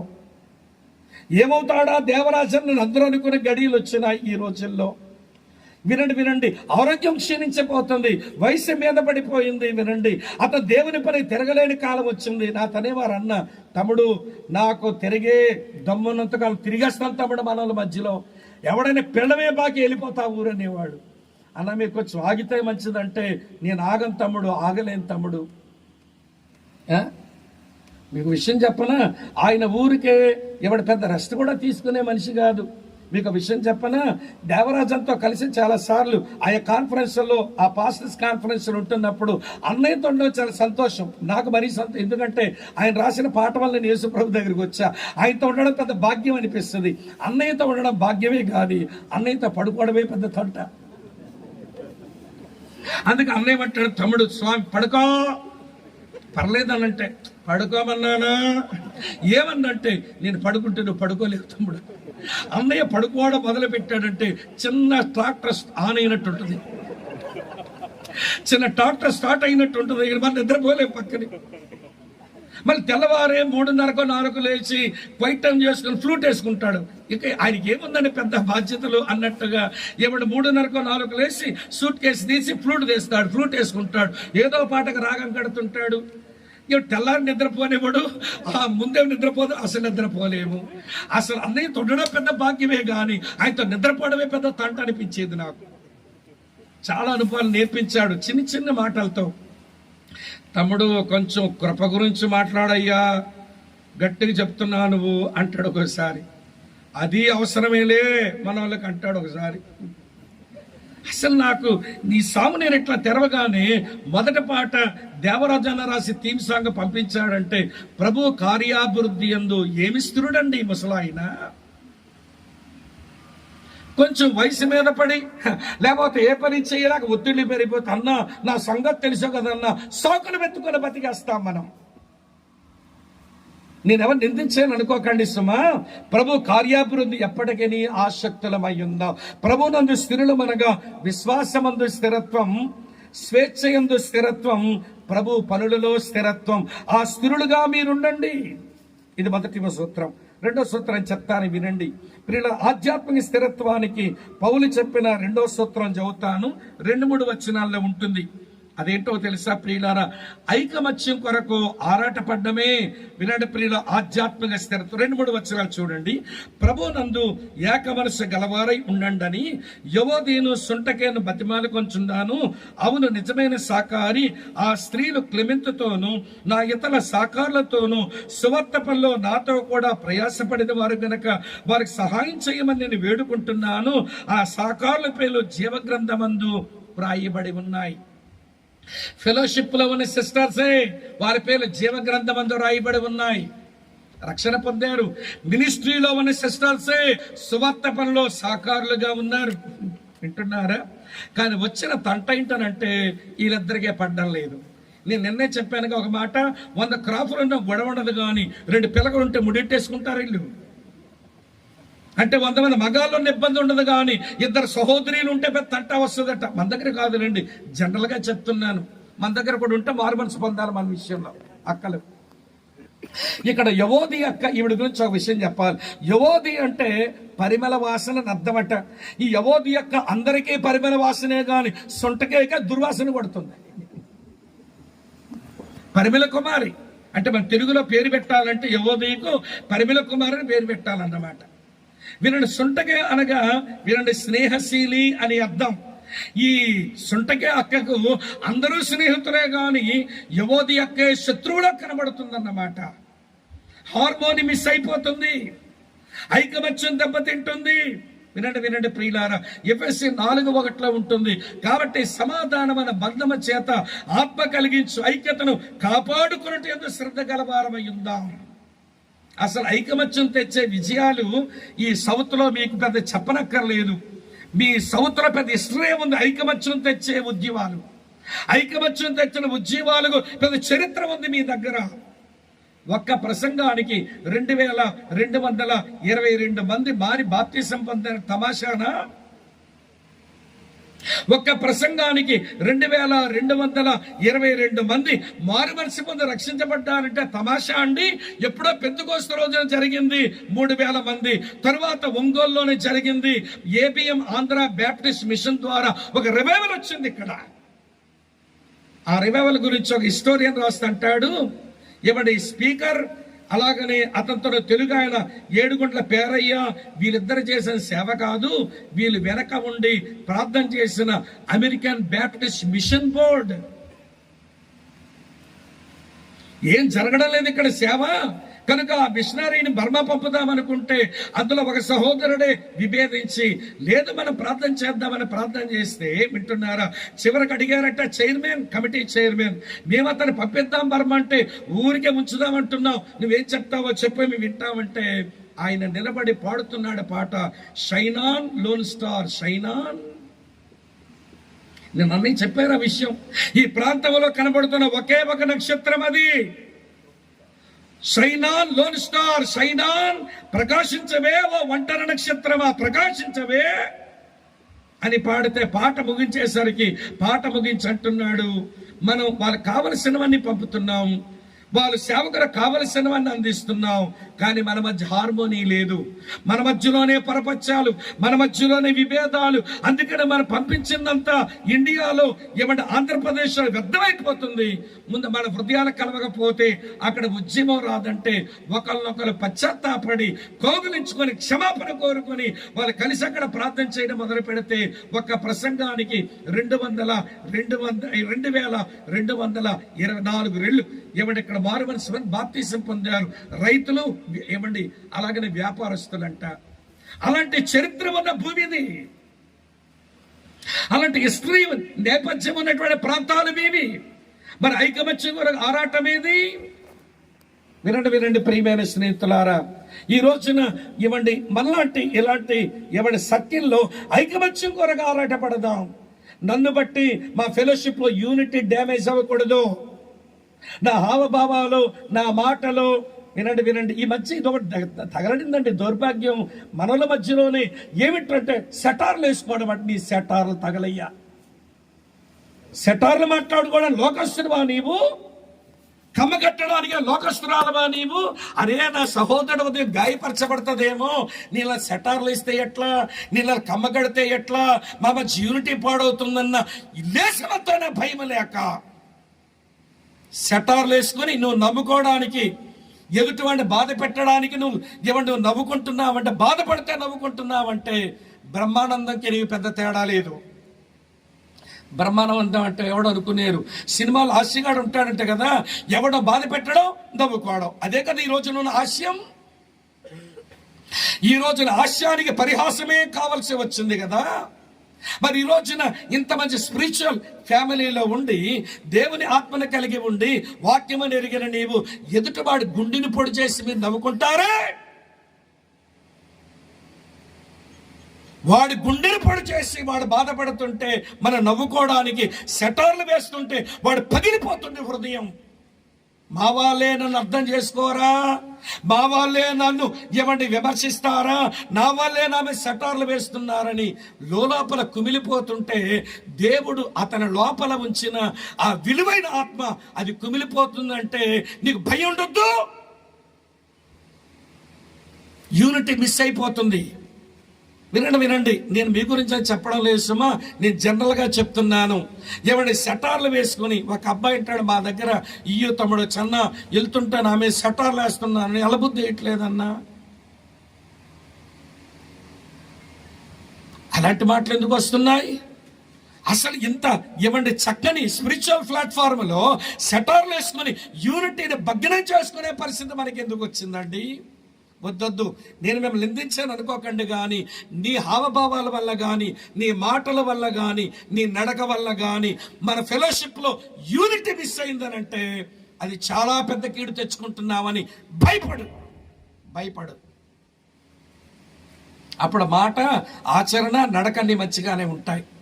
నాకు జోనాథన్ ఎడ్వర్డ్ ఆయన యూనిటీ గురించి కొన్ని సూత్రాలు చెప్పాడు. ఏమా వింటున్నారు? చాలా కాలం పాత మాటలు వరుసగా చెప్తాను. ఇది మనం పాటించగలిగితే మనం యూనిటీని డెవలప్ చేసుకోగలుగుతాం. వరుసగా చెప్తాను, వినండి. దేవుని పిల్లల సావాసంలో యూనిటీ అది సజావుగా కాపాడుకోవాలంటే మొదటి సూత్రం అన్నాడు, అగ్రీ మోర్ ఆర్గ్యూ లెస్ అన్నాడు. ఎక్కువ సమ్మతని చూపు, వాదనలకు దిగొద్దు. అన్నా నువ్వు చెప్పింది నిజమేనేమో, నాకే తెలియదు, సరే మీరు అనుకున్నట్టే చేద్దాంలే అన్నా, వాదన ఎందుకన్నా, మన దగ్గర సమ్మతిస్తాను నేను, మీరు సమ్మతం చెయ్యండి, ఒకవేళ అది కీడైతే అప్పుడు మనం తెలుసుకుందామని అండమానిషం. నేను చెప్పింది చేయరా మీరు? వాదనకు దిగుతావే. ఆమోస్ 3:3 సమ్మత లేకుండా ఇద్దరు కూడి నడుతురా. Agree more argue less. ఎక్కువ సమ్మతను చూపు, తక్కువ వాదనలు పెట్టుకో, అప్పుడు యూనిటీ బాగుంటుంది మన మధ్య. రెండో మాట మీతో చెప్తాను, వినండి. రెండో మాట, కన్ఫెస్ మోర్ క్రిటిసైజ్ లెస్. ఎక్కువ నువ్వు ఒప్పుకోవడానికి ప్రయత్నం చెయ్యు, ఎవరినో విమర్శించడానికి తొందరపడి యూనిటీ భగ్నం అయిపోతుంది. నువ్వే ఎక్కువ నాలో తప్పుందేమని కన్ఫెస్ అవ్వు, ఎదుటి వాళ్ళు క్రిటిసైజ్ చేయడానికి పూనుకోవద్దు అన్నాడు భక్తుడు. మూడో మాట ఏమన్నాడనంటే, వినండి చెప్తాను, లిసన్ మోర్ టాక్ లెస్ అన్నాడు. ఎక్కువ విను, తక్కువ మాట్లాడు. యాకోబు కూడా అదే చెప్పాడు కదా, వినడానికి వేగిరపడి వారును, మాట్లాడడానికి నిదానించేవారునై ఉండండి అన్నాడు. నాలుగో మాట భక్తుడు ఏమన్నాడనంటే, వర్క్ మోర్ అడ్వర్టైజ్ లెస్ అన్నాడు. మన దగ్గర కూడా ఇతగాడు చేసిన పని ఆవగించంత పని కానీ, ఇతగాడు కబుర్లు ఏమో కొబ్బరి బండం అంత ఉంటాయి. పక్కనున్న ఒలిమండిపోతుంటది, మేమంతా చేస్తే మళ్ళీ అడ్వర్టైజ్ చేసుకుంటున్నాడు ఇతగాడు, చేసింది మేము, చెప్పుకునేది ఆయన, కొంచెం ఒలిమండుతూ ఉంటుంది, యూనిటీ పాడవుతుంది. అందుకనే వినండి, వర్క్ మోర్ అడ్వర్టైజ్ లెస్, లేదా యాక్ట్ మోర్ అడ్వర్టైజ్ లెస్ అన్నాడు భక్తుడు. ఈ రోజున ఐకమత్యం కొరకు ఇలాంటి ఆరాటాలు ఉన్నాయా? వెస్ట్ జర్మనీ, వింటున్నారా ఈ మాట? నార్త్ జర్మనీ, ఈ రెండింటి మధ్య పెద్ద కొట్లాట్లు వచ్చినప్పుడు మధ్యలో ఒక గోడ కట్టారు కదా, బెర్లిన్ వాల్. వాల్ కట్టినప్పుడు ఒక వర్గం వాళ్ళేమో యువతల వాళ్ళ మీద బాగా కోపం తెచ్చుకున్నట్ట, వినండి, వాళ్ళ దగ్గర ఉన్న చెత్త గార్బేజ్ అంతా గోడలోంచి అవతల పడేశారు. వీళ్ళ దగ్గర చెత్త చెదారము గార్బేజ్ పెంట అంతా అవతల గోడ వైపు అవతల వేసారట. మరి అవతల ఏం చేయాలి అంటే అవతల వాళ్ళు కూర్చొని ఆలోచించుకొని ఏమేద్దాం, మరి ఆ గోడకు అవతలను ఆలోచించి వాళ్ళు ఏం వేసారో తెలుసా? వినండి. ఫ్రూట్స్, చాక్లెట్స్, బిస్కెట్ ప్యాకెట్స్ యువతల గోడ నుంచి అవతలకేసారంట. వాళ్ళకి మతిపోయింది, ఇదేంట్రా మన చెత్త వేస్తే ఇవన్నీ వేసారనండి. వాళ్ళే ఒకరు చొరవ తీసుకుని అడుగుతున్నాయి, మేమంత చెత్త వేసాం కదా, మీరేంటి అది మాకు వేసారు, బిస్కెట్లు చాక్లెట్లు ఇవన్నీ వేశారేంటి అని అంటే వాళ్ళు అంటున్నారట, మా దగ్గర మీకు ఇవ్వడానికి మా దగ్గర అదే ఉంది, అదే ఇచ్చాం. మామిడి చెట్టు మీద మంచి ఆత్మీయుడు రాయిసిరినా మామిడి చెట్టు మామిడికాయ కింద వేస్తుంది. ఒక పాడు మనుషుడు ఆ మామిడి చెట్టు మీద రాయేసినా మామిడికాయ ఇస్తుంది. తన దగ్గర ఇవ్వడానికి అంతకంటే ఎక్కువేమీ లేవు. ఒక ఆత్మీయులకు అవతల వ్యక్తి వ్యతిరేకించి ఏదైనా చేసినా సమాధానం పోగొట్టుకోడు. తన దగ్గర మేలే అవతల వ్యక్తి ఇవ్వడానికి పూనుకోవాలి. అంతేగాని నాకు టైం రాదా, నా తడాకా చూపిస్తా, ఉతికేస్తా, జాడించేస్తా, ఆరబెట్టేస్తా, ఎండబెట్టేస్తా, ఇస్త్రీ చేసుకుంటా, బీరువాలు తోసుకుంటా. అసలు మన ప్రభు నైజం మన దగ్గరకు వచ్చిందా? మంచివారి మీదను చెడ్డవారి మీదను, నీతిమంతుల మీదను దుర్నీతిమంతుల మీదను ఒకేలాగా వర్షం కురిపించేవాడు, ఒకేలాగా సూర్యరశ్మి ఇచ్చేవాడు, నిష్పక్షపాతమైన దేవుడు. అతని దగ్గర మంచే ఇచ్చే దేవుడు కదా ఆయన. అటువంటి దేవుని పిల్లలంగా ఐకమత్యం కొరకు ఎవరైనా ఏదైనా అన్నా చేసినా ఇటు నుంచి మంచి ఇవ్వడం మనకి రాకపోతే ఎక్కడొస్తాయండి సావాసాల్లో ఐకమత్యాలు? బాగా ఆలోచించాలని కోరుతున్నాను, ఇంకెక్కువ చెప్పలేను. రెండవ మాట అయిపోయింది. మొదటి మాట ప్రభునందు స్థిరులై ఉండండి. రెండవ మాట ప్రభునందు, అన్ని ప్రభునందు ఏక మనసు గలవారై ఉండండి. నాలుగో విషయం చెప్తాను వినండి. నాలుగో విషయం, ఎల్లప్పుడూ ప్రభువునందు ఆనందించండి. మరలా చెప్పుదును ఆనందించండి. మీరు ఆధ్యాత్మిక స్థిరులవ్వాలనంటే ప్రభువునందు మీరు ఆనందించండి. ఒక ఆయన ఇలా రాశాడు, క్రైస్తవులు సంతోషించే మనుషులు కాదట, క్రైస్తవులు ఆనందించే మనుషులు అన్నాడు. ఎందుకు ఎట్లా అన్నాడని కింద చూస్తే ఏమని రాశాడంటే, happiness depends upon happenings but joy depends upon Jesus అన్నాడు. సంతోషం సంఘటనల మీద ఆధారపడి ఉంటుంది, ఆనందం వారి ఆరాధ్య దైవం మీద ఆధారపడి ఉంటుంది. అనుకూలత వచ్చినా ప్రతికూలత వచ్చినా మీరు ప్రభువుని బట్టి ఆనందించే వాళ్ళు. పరిస్థితులు బాగుంటే వచ్చేది సంతోషం, ఏ పరిస్థితి ఎలాగున్నా వచ్చేది ఆనందం. ప్రభువునందు ఆనందించడం నేర్చుకోండి, అప్పుడు మీరు ఆధ్యాత్మిక స్థిరత్వం కలిగిన వాళ్ళు అవుతారు. ప్రభువునందు ఆనందిస్తుంటే ఏమవుతుందో నేను చెప్తాను. డెన్నిస్ లైల్ అనే ఒక దైవజనుడు రాసిన స్టాటిస్టిక్స్ మీతో చెప్తాను. ఆయన ఏ చరిత్ర పుస్తకాలు చూసి అవన్నీ సమీకరించి రాశాడో, బిబ్లియోగ్రఫీ ఇంటిగ్రిటీ ఉంది కానీ అన్ని రాసినాడు ఆయన. అందులో ఏమని రాశాడనంటే, ఆయన పౌలు రోమా చెరసాలలో ఉండి ఈ పత్రిక రాసినాడు కదా, ఆయన చెరసాలలో ఉన్నప్పుడు సుమారు 2 సంవత్సరాలు ఆ విడతలో ఉండవలసి వచ్చింది. అప్పుడు ఈ పత్రిక రాసినాడు. ఆయన చెరసాలలో ఉండి ఆనందిస్తుంటేనట, వినండి, పెట్రోరియన్ గాడ్స్, పెట్రోరియం అనే సేన అతను కాపలాగా కూర్చున్నారు. నేను ఇప్పుడు పెట్రోరియం అనే సేన గురించి కొన్ని విషయాలు చెప్తాను. పెట్రోరియం సేనలో ఉండే వాళ్ళు ఇటాలియన్ బర్త్ అయిన వాడినే తీసుకుంటాడు ఎంపరర్, అందరినీ తీసుకోడు. ఈ పెట్రోరియం అనే సేనలో పనిచేసే వాళ్ళు ఎంపరర్ బాడీ గార్డ్స్, అన్ని డ్యూటీలకు వాళ్ళు వెళ్ళరు. అమ్మ వింటున్నారు కదా, 10,000 మంది మాత్రమే ఆ రోజుల్లో ఉండేవాళ్ళు పెట్రోరియం అనే సేనలో. సరే, వాళ్లకు 16 సంవత్సరాలు డ్యూటీ చేశాక వాళ్ళు ఉద్యోగ విరమణ చేయవలసిందే. 16 సంవత్సరాల తర్వాత ఉంచుకోడు. సాధారణమైన సిపాయిల కంటే 4 రెట్లు ఎక్కువ జీతమే వస్తుందంట వాళ్ళకు. వాళ్ళ డ్యూటీ కూడా రోజుకి వింటున్నారు లేదా 6 గంటలే చేస్తారు. పౌలు ఇప్పుడు చెరసాల్లో ఉంటే 6 గంటలకు 2 వచ్చారు, వెళ్ళిపోయారు. మరొక 6 గంటలకు 2 వచ్చారు, వెళ్ళిపోయారు. మరొక 6 గంటలకు 2 వచ్చారు, వెళ్ళిపోయారు. మరొక 6 గంటలకు 2 వచ్చారు, డ్యూటీ చేసుకుని వెళ్ళిపోయారు. రోజుకి వింటున్నారా మీరు, 8 మంది వస్తున్నారు. ఆయన చెరసాల్లో ఉండి ఎవరికేదో రాసుకుంటా, మోకరించి ప్రార్థన చేసుకుంటా అతను ఆనందంగా కనబడుతుంటే, ఏమయ్యా బాబు జైల్లో పెట్టిన వాళ్ళకి ఆనందిస్తున్నావంటే, వాళ్ళకి సువార్త చెబుతుంటే జైల్లో కూర్చుని ప్రార్థన చేసుకుంటూ పత్రికలు రాసుకుంటూ రోజుకి 8 మందికి సువార్త చెప్తున్నాడు. అతను ఆనందపడుతూ ఉండడమే వారు అడగడానికి కారణమైతే, వారు అడిగిన వారికి ఏమండి ప్రతి 8 మందికి సువార్త చెబుతుంటే దినానికి 730 రోజులకి నేను లెక్క వేస్తే వచ్చింది 5840 మందికి 2 సంవత్సరాలు సువార్త చెప్పేశాడు. 5840 మందికి 2 సంవత్సరాలు సువార్త చెప్పేశాడు. డెన్నిస్ రైల్ అంటాడు, సగటున వినండి, అందులో సగం మంది ప్రభు దగ్గరకు వచ్చే అవకాశం ఉంది. అంత ఎఫెక్ట్గా ఉండేదట అతని ఎవాంజలిజం, అంత ప్రభావంతో ఉండేదంట అతని సువార్త. అంటే ఇప్పుడు 5840 మందిలో సగం చేస్తే, వింటున్నారా మీరంతా, వినండి, 5900 పైచిలకు మనుషులు, 3000 మంది బిలీవర్స్ అయిపోయారు 2 సంవత్సరాల్లో. అందుకే ఫిలిప్పీలు ఉత్తరం రాస్తూ పెత్రోరియం అనే సేనలో ఉండే వాళ్ళు కూడా, ఏమండి కైసరింట్లో వాళ్ళు కూడా మీకు వందనాలు చెప్తున్నారు అన్నాడు. వాళ్ళకి వీళ్ళకి వందనాలు చెప్తారు. చూడండి, చివరిలో రాసింది 22వ వచనంలో, నాతో కూడా సహోదరులందరూ మీకు వందనాలు చెప్తున్నారు, పరిశుద్ధులందరూ ముఖ్యంగా కైసరింట్లో ఉన్న వాళ్ళు మీకు వందనాలు చెప్తున్నారు అన్నాడు. కైసరింట్లో బిలీవర్స్ ఎట్లా వచ్చారండి? క్రైస్తవ్యం లేకుండా చేద్దాం అనుకునే వాడింట్లో బిలీవర్స్ ఎట్లా వచ్చారు? రోజుకి 8 మంది, రోజుకి 8 మంది, రోజుకి 8 మంది, రోజుకి 8 మంది, 2 సంవత్సరాలకు 5840 మందికి సువార్త చెబితే సగటున సగం మంది ప్రభు దగ్గరకు వస్తే సుమారు 3000 మంది కైసరింట్లో బిలీవర్స్గా ఉంచాడు పౌలు. నాకు ఇది ధ్యానం చేసి సిగ్గనిపించింది. స్వేచ్ఛగా ఉన్నాం, కంఫర్టబుల్గా ఉన్నాం, తింటున్నాం, త్రాగుతున్నాం, నిద్రపోతున్నాం, సుఖిస్తున్నాం. రోజుకి ఎంతమందికి చెప్పాలవాటు ఉందనంటే అది చాలా విచారకరమైన విషయమే కదా. ప్రభునందు ఆనందించేవాడు ఎదుటి వాళ్ళతో అడిగించుకోగలుగుతాడు, ఇటు నుంచి సువార్త చెప్పగలుగుతాడు.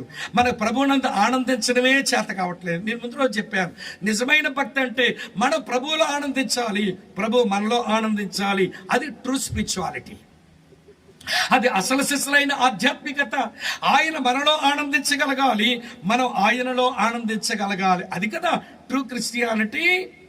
ఇప్పుడు అక్క, చెల్లి, తమ్ముడు అన్న ప్రభువులలో ఆనందించగలిగితే ఏమి ఫలితాలు తీసుకుని వస్తామో చెప్పలేము. ఫిలిప్పు చెరసాలలో పౌలు శీలాలు ఆనందించబట్టే కదా జైలేరింటి వాళ్ళు మారడానికి కారణమైంది. మరి ఈ రోజున చిన్న ప్రతికూలత వస్తే చాలండి, చిన్న వ్యతిరేకత వస్తే చాలండి, అందరూ సానుభూతి గడించడానికి ఇక వాట్సాప్లో షేరింగే షేరింగ్, షేరింగే షేరింగ్. అందరూ చూసి అయ్యో బ్రదర్ సారీ మీకు ఇలాగ అయ్యిందంట కదా అని మన సానుభూతి చూపిస్తే అమ్మయ్య నీకు గుండెలో కుదుట పడినట్టుగా అనిపిస్తూ ఉంటుంది. అసలు ఎక్కడున్నాం మనం? అసలు ప్రభువుల ఆ శ్రమ వచ్చిందంటే నా ప్రభువుని బట్టి నాకు ఈ శ్రమ వచ్చిందని ఆనందించడం, అవమానం వస్తే ఆయన నామం కొరకు అవమానం వచ్చిందని ఆనందించడం, అది రావట్లేదంటే మనకు. పౌలు అంటున్నాడు, ఫిలిప్పీలారా, నా ప్రియులారా, నా అపేక్ష, నా ఆనందము, నా కిరీటమా, మీరు ఆధ్యాత్మిక స్థిరత్వాన్ని నేర్చుకోండి. అలా స్థిరులవ్వడానికి ప్రభువునందు స్థిరులవ్వండి. 2వ మాట, ప్రభునందు ఏక మనసు కలిగి ఉండండి. 3వ మాట, ప్రభునందు ఆనందించండి. 4వ మాట చెప్తాను, ముగింపుకు వచ్చేస్తున్నాను. 5వ వచనంలో ఇలాగన్నాడు, మీ సహనమును సకల జనులకు తెలియబడనియండి. ప్రభునందు సహనశీలులు కండి. ప్రభునందు మీరు ఏమంటే సహనం అనేది మృదుత్వం, కిందన ఫుట్ నోట్స్ రాసిండు, మృదుత్వం కలిగి ఉండండి. అది ఎలా వస్తుందో తన జీవిత అనుభవంలో ఒకసారి పౌలు చెప్పిన మాట మీకు చూపిస్తాను. అందరూ కలిసి రండి. అపోస్తుల కార్యాలు 20వ అధ్యాయం, అపోస్తుల కార్యాలు 20వ అధ్యాయం చదువుతున్నాను చూడండి ప్రియులారా. 19వ వచనం, 20:19. యూదుల కుట్రల వలన నాకు శోధనలు సంభవించినను కన్నీళ్లు విడుచుచు పూర్ణమైన వినయభావంతో నేను ఎలాగ ప్రభుని సేవించుచుంటేనో మీకు తెలియను. వింటున్నారా? నా మీద కుట్రలు చేశారండి, అలాగనే నాకు భలే శోధనలు వచ్చినాయండి. కానీ నేనేం చేశానో తెలుసా? ఎవడు కుట్ర చేశాడో వాడితో కుమ్ములాటగా నేను పోలా. ఎవడి వల్ల శోధన వచ్చిందో వాడి మీద ప్రతీకారాన్ని రగిలిపోలా. నాకు తెలిసిందంత ఒక పని, నా ప్రభు సార్వభౌముడు అని అనుమతించకపోతే ఇది నాకెందుకు వస్తుందని పూర్ణ వినయభావంతో కన్నీళ్లు కారుస్తూ సమస్యలను చేతిలో పెడుతూ సహనంతోనే నేను గడిపాను. సహనంతోనే గడిపాను. కన్నీళ్లు విడుస్తూ పూర్ణమైన వినయభావంతో ఓర్చుకుంటూ సహనంతోనే నేను మృదుత్వంతోనున్నాను కానీ నేనేమి ద్వేషం పెంచుకొని తర్వాత పగను పెంచుకొని నేను ప్రతీకారంతో రగిలిపోయి నా మీద కుట్ర చేస్తావా, నేను చేయగలను, నాకు శోధన తీసుకొని వస్తావా, నీకు శోధనలు కలిగించనని నేనేమి అట్లా రగిలిపోలేదు. ప్రభువునందు సహనం నేను అలవాటు చేసుకున్నాను. అక్క చెల్లి తమ్ముడు అన్న వస్తుందా ఈ సహనం, వస్తుందా ఈ మృదుత్వం మనకు? ఇది మనం ఆలోచించాలి. ప్రభు తన కృపనిచ్చేవాడు, ఆశే ఉండాలి కానీ వినండి ప్రియులారా, సామర్థ్యం ఆయన కలుగు చేస్తాడు, ఆయన కృపనిస్తాడని మీరు మరువద్దని నేను మీకు మనవి చేస్తున్నాను. ఇది 4వ మాట. సమయం అవుతుంది కనుక 5వ మాట చెప్తాను చూడండి. ఆయన ఏమన్నాడంటే తరువాత మాట, ప్రభు సమీపంగా ఉన్నాడు. ఏమండి, ప్రభునందు స్థిరులై ఉండండి, ప్రభునందు ఏకమనసు గలవారై ఉండండి, ప్రభునందు ఆనందించండి, ప్రభునందు సహనం కలిగి ఉండండి. ప్రభు సమీపంగా ఉన్నాడని తెలుసుకోండి. ప్రభు సమీపంగా ఉన్నాడు, ప్రభు సమీపంగా ఉన్నాడు, త్వరగా రాబోతున్నాడు అనే నిరీక్షణే మనకుంటే మన నిరీక్షణకు కొన్ని పేర్లు పెట్టొచ్చు. త్వరగా చెప్పి నేను ముగిస్తాను. రండి ప్రియులారా, ఏమిటి ప్రభు సమీపంగా ఉన్నాడు అనే విషయం అర్థం చేసుకున్నప్పుడు ఆ నిరీక్షణతో మనం బ్రతికితేనట, ఆ నిరీక్షణ అది ఎలాంటిదో తెలుసా ప్రియులారా? దాన్ని నేను ఒక 5 పేర్లతో మీతో చెప్తాను. మొదటి పాట, అది ప్యూరిఫైయింగ్ హోప్. ప్రభు సమీపంగా ఉన్నాడు, త్వరగా వస్తాడు అనే నిరీక్షణ. అది వినండి, శుభప్రదమైన బ్లెస్డ్ హోప్ అన్నాడు పౌలు. అది ఎందుకు బ్లెస్డ్ అయిందనంటే అది మనం ప్యూరిఫై చేస్తుంది. మొదటి యోహాను పత్రిక 3:3 అంటాడు, ఆయన యందు ఈ నిరీక్షణ పెట్టుకున్న మనలో ప్రతివాడును ఆయన పవిత్రుడై ఉన్నట్టు మన పవిత్రుడుగా చేసుకుందాం. 2వ మాట చెప్తాను వినండి. ఎవడు ఆయన సమీపంగా ఉన్నాడు, ఆయన త్వరగా వస్తున్నాడు అనే నిరీక్షణ, అది మనకు ఎంకరేజింగ్ హోప్.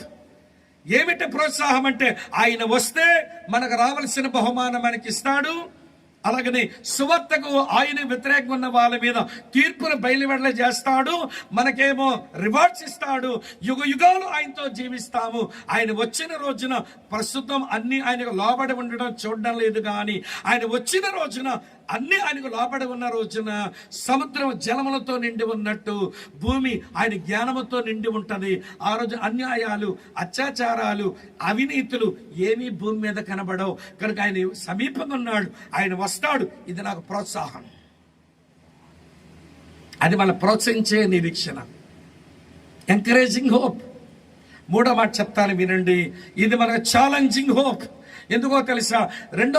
మొదటి తెస్సలోనిక పత్రిక 2వ అధ్యాయం 19-20 వచనాల్లో ఆయన రాకడ యందు నేను సువార్త ద్వారా ప్రభు దగ్గర తెచ్చినటువంటి వాళ్ళ ఆనందము నా అతిశయ కిరీటంగా నిలబడితే ఆ రోజున నాకు అలాంటి వాళ్ళు సంపాదించి, అది నా ఛాలెంజ్.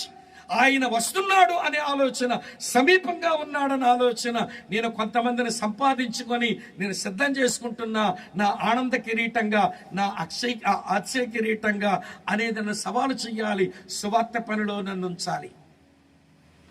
ఇలా అంటా నీవు అనుకోరు కదూ, అనుకోండి, భోజనం అయ్యే వరకు ఉంటా, భోజనం అయ్యా పోతాగా ఏమన్నా మీరు అనుకోండి.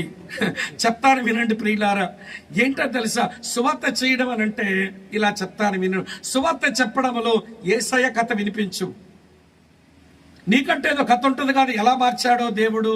నీ కథ అన్నా నీ దగ్గర, అది నీ సాక్ష్యమే, నీ కథ. యేసయ్య కథ అన్నా నీ దగ్గర ఉండాలి, చెప్పరే, నీ కథ అన్నా నీ దగ్గర ఉండాలి. ఈ 2 కథలు లేనోడికి నీ భూమి మీద కథ ఎందుకు తమ్ముడు? యేసయ్య కథ లేదు, నీ కథ నీ దగ్గర లేదు. ఆయన ఎలా మార్చాడో సాక్ష్యము లేదు, సువార్త సత్యము నీ దగ్గర లేదు. ఆయన కథ లేనప్పుడు, నీ కథ లేనప్పుడు అసలు భూమి మీద నీ కథ ఎందుకు చావరాదు అని అనాలనిపిస్తుంది. వినండి, మా మందిరంలో అయితే అట్లా చెప్తుంటాను మా వాళ్ళకి, ఏ కథ లేనోడు నీ కథ ఎందుకు అయ్యా భూమి మీద? సిగ్గురాదు? చెడ్డ పేరున్న చీడ పురుగు లాంటి సమరయ స్త్రీ ఊరోళ్ళందరినీ తెచ్చేసుకుంది తన కథ వినిపించి. నతనీయేల్ని అనే స్నేహితుడిని, ఫిలిప్ అనే స్నేహితుడు తెచ్చేసుకున్నాడు. ఆంద్రే అనే సహోదరుడు తన సహోదరి పేతురుని తెచ్చేసుకున్నాడు. ఆత్మను రక్షించే పనిలో ఉండవలసిన మనం ఏమంటే ఒక ఆయన అందుకే స్టేట్మెంట్ అన్నాడు, we are saved to save others అన్నాడంతే. You are saved to save others అన్నాడు. ఇందాక అన్నయ్య రజనీకాంత్ గారు జ్ఞాపకం చేశారు విలియం బూత్ గారి గురించి. విలియం బూత్ గారు ముసలాయన అయిపోతే సాల్వేషన్ ఆర్మీ నాయకుడు ముసలోడు అయిపోయి ఎటు తిరగలేకపోతుంటేను ఒక గుంపు వచ్చిందట. మీరేమో ఎప్పుడు ప్రభు దగ్గర వెళ్ళిపోతారో తెలియదు, లాస్ట్ మీటింగ్ ఒక ప్రసంగం చేసి వెళ్ళిపోరాదు అని అడిగితే, నేను వైద్యులు సంప్రదిస్తాను, ఒక వెళ్ళొచ్చు అంటే నేను ట్రావెల్ చేసి మీ దగ్గరకు వచ్చి ఒక వాక్యం చెప్పి వస్తాను, ఒకవేళ లేకపోతే నేనైతే మెసేజ్ పంపిస్తా, ఆ మెసేజే నా ప్రసంగాన్ని చదివేయండి అన్నట్ట. అలాగే అనుకున్నారు. సమావేశం ఆరంభమైపోతుంది, ఆయన వస్తాడో రాదో తెలియట్లేదు, మెసేజ్ ఇంకా పంపించలేదు అని ఎదురు చూస్తుంటే కన్వీనర్కు ఆ మీటింగ్ కోఆర్డినేటర్కి ఏమో ఒక టెలిగ్రామ్ వచ్చిందంట. టెలిగ్రామ్ అంటే అందులో పెద్ద మెసేజ్ ఉండదుగా, చిన్న మాట ఏదో ఉంటుంది. ఎక్కడి నుంచి వచ్చింది టెలిగ్రామ్ అని చూస్తే విలియం బూత్ నుంచే వచ్చింది. ఏంట్రా బాబు టెలిగ్రామ్ అని లోపల తెరి చూస్తే ఒక్క పదం ఉందంట అందులో. ఆ పదం ఏంటో తెలుసా? అదర్స్. అంతే, అయిపోయింది. అదర్స్. ఎప్పుడు ఆయన భారం ఏంటో తెలుసా? సంఘము వెలుపల ఉన్న ఇతరులు సంఘము లోపలికి తెచ్చుకునే పని మనం చేద్దాం అని ఎప్పుడు ఇతరుల గురించి శ్రద్ధ కలిగిన దైవజనుడు ఇక రాలేక, ప్రసంగము రాయలేక ఒక పదం టెలిగ్రామ్ పంపించాడు, అదర్స్. సంఘం వెలుపల ఉన్న వారిని లోపలికి మనం తెచ్చుకోవాలి. ఇదే అయ్యగారు రాసిన ప్రసంగం అని చెప్పి ముగించాడంట ఆయన. ఆ ఒక పదం పనిచేసింది ఆ రోజున వాళ్ళందరి హృదయాల్లో. ఈ రోజు నశించిన విద్యార్థులు ఉన్నారు అనే విషయం మనం ఎరుగుదాం. నశించు ఆత్మలు ఎన్నో నా చింతనే ఉండగా, నా ప్రభువా నాకెమ్మయ్యా నీ హృదయ భారమును అని పాడుతున్నాము. కానీ ఈ రోజున వినండి, నశించిన విద్యార్థి లోకానికి వినండి ఒక ఛాలెంజ్గా ఆయన సమీపంగా ఉన్నాడు, ఎప్పుడు వస్తాడో తెలియదు.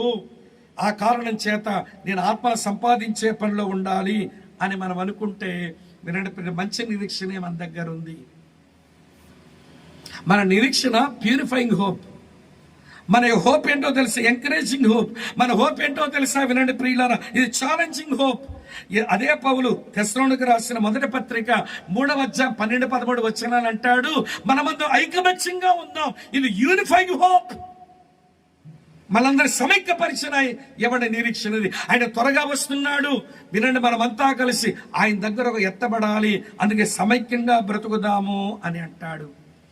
తర్వాత వినండి, మొదటి తెస్సలోనికీ పత్రిక 4:16-18 వచనాలు అంటాడు, ఈ మాటల చేత ఆయన సమీపంగా ఉన్నాడు, త్వరగా రాబోతున్నాడు, ఈ మాటల చేత ఒకరినొకరు ఆదరించుకోండి అన్నాడు. ఇది కంఫర్టింగ్ హోప్. మనల్ని హోప్లెస్ ఫెలోస్ గా ఉంచలేదు దేవుడు, మన హోప్ఫుల్ పీపుల్, మన నిరీక్షణ గల ప్రజలం.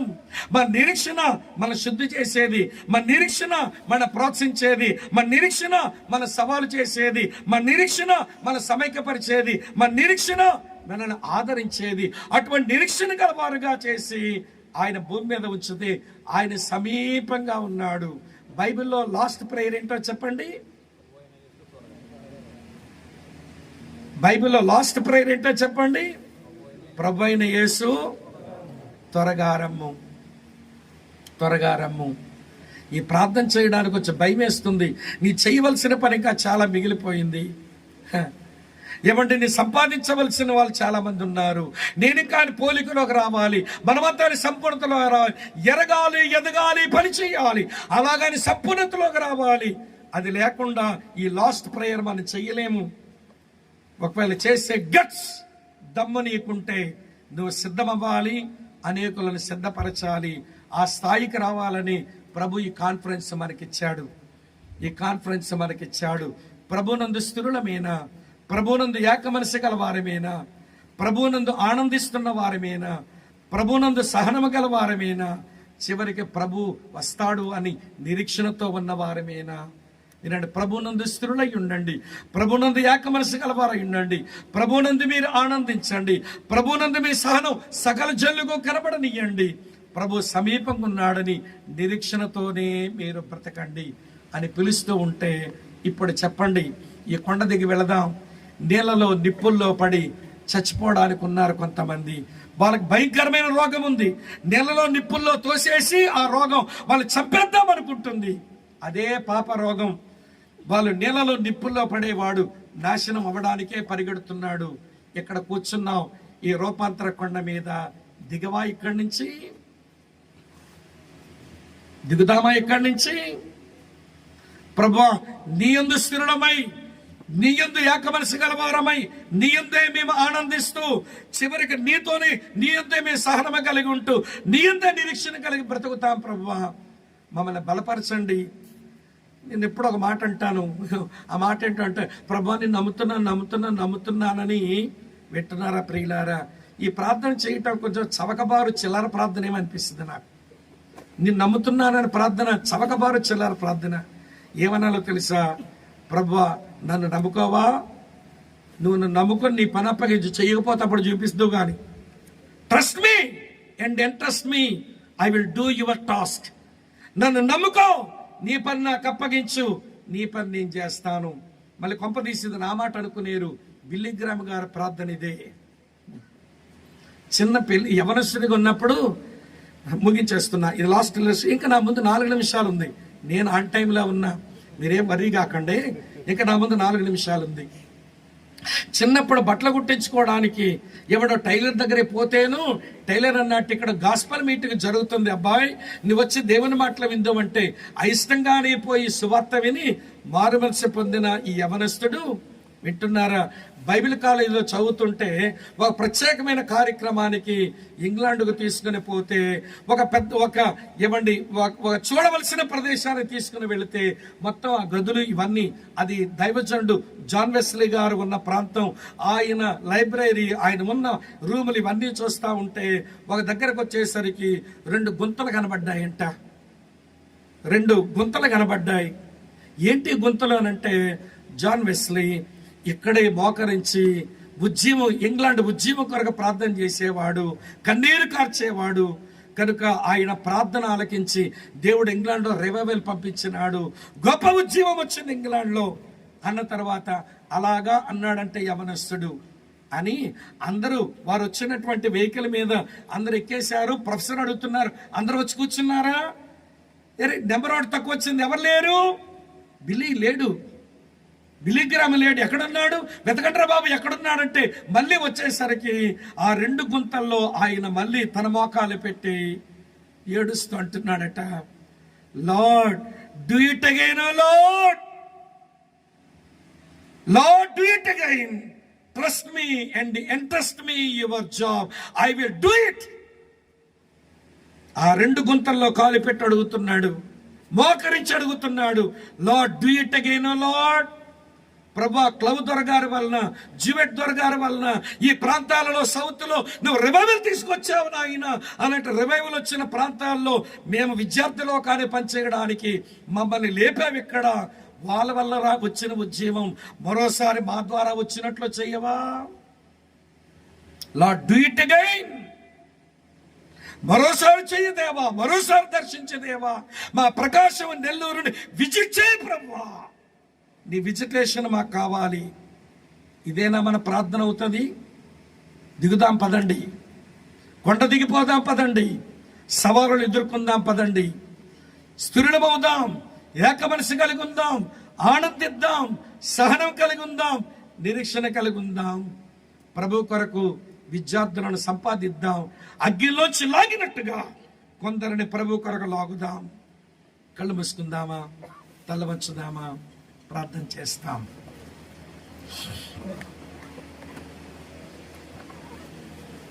తల్ల వంచండి, కళ్ళు మూసుకునండి, ప్రార్థన చేద్దాం. వెళ్ళిపోతాం. ఒక 2-3 నిమిషాలు అయిపోయింది. భోజనాలు చేసుకొని మన బ్యాగేజెస్ తీసుకుని వెళ్ళిపోతాం. దేవునికి ఒక మాట ఇచ్చి వెళ్దామా? ప్రభువా, ఇన్ని విషయాలు మాతో మాట్లాడిన తర్వాత ఏ తీర్మానం, ఏ నిర్ణయం లేకుండా హృదయంలో నేను ఎలా వచ్చానో అలానే అట్లా వెళ్ళిపోతాను. ప్రభువా, నీకు మాటిస్తున్నాను, నన్ను నమ్ము ప్రభువా, నీ పని నాకు అప్పగించు ప్రభువా, చేసి చూపిస్తాను. మరోసారి మా ప్రాంతాలు దర్శించవా? డూ ఇట్ అగైన్ లార్డ్ అని అరుద్దామా ప్రభుని? మరోసారి వినండి, మనం ఎంత ప్రయాసపడినా ప్రభు దర్శించకపోతే పని జరగదు గనక ప్రభు విజిటేషన్ ఈ ప్రాంతాల్లో జరగాలి. కాలేజెస్లో, హాస్టల్స్లో, యూనివర్సిటీస్లో, మన బైబిల్ స్టడీస్లో, మన పెట్టిన క్యాంప్స్లో గాడ్స్ విజిటేషన్ జరగాలి. అడుగుదామా?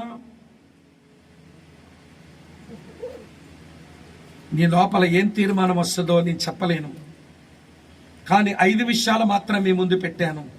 ఏ విషయానికి మీ హృదయంలో తీర్మానం తీసుకొని మీ ఈజిప్ట్స్లో అలాగనే మీరున్న ప్రాంతాల్లో ప్రభుగా బ్రతుకుతారో అది మీ ఇష్టం. కొండ దిగుదామ రండి, చాలు 3-4 రోజులు ఇక్కడ కూర్చున్నాం సరిపోతుంది. కొండ దిగి వెళ్దాం పదండి. ప్రభువా నన్ను నమ్ము ప్రభువా, నీ కొరకు పని చేస్తాను, నమ్మకస్తుడిని అవుతాను, చేసి మరీ చూపిస్తాను, నన్ను బలపరచవా అని అడిగే వాళ్ళు ఈ స్థలంలో ఎవరైనా ఉంటే నెమ్మదిగా మీ కుడి హస్తాన్ని మీ తల కంటే కొంచెం పైకెత్తి చూపిస్తారా? మీ కొరకై ప్రార్థన చేసి ముగిస్తాం.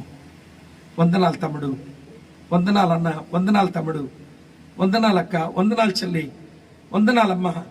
ప్రభు నేను చెయ్యి పట్టుకుని బలపరిచి రానున్న రోజుల్లో బహుబలముగా నిన్ను వాడుకును గాక. ఇంకెవరైనా ఉన్నారా? ఇంకెవరైనా ఉన్నారా? ఇంకెవరైనా ఉన్నారా? చేతులు చూపిన వారు అలా లేచి నిలబడతారా? కళ్ళు మూసుకుందాం, ఒక్క 2-3 నిమిషాలు అంతే. విన్న వాక్య తలంపులన్నీ తలపోసుకుంటూ ప్రభుకు మాట ఇచ్చి వెళ్దాం. ఆ మాట మన హృదయమైన పలక మీద రాసుకుందాం. అప్పుడప్పుడు దాన్ని జ్ఞాపకం చేసుకుందాం. దేవుని కొరకు యోగ్యమైన జీవితం జీవిద్దాం. ఇంకెవరైనా ఉన్నారా? ఇంకెవరైనా ఉన్నారా? ఇంకెవరైనా ఉన్నారా? బహుశా ఇప్పటికే ప్రభు పనిలో చురుగ్గా మీరున్నారా? సంతోషం.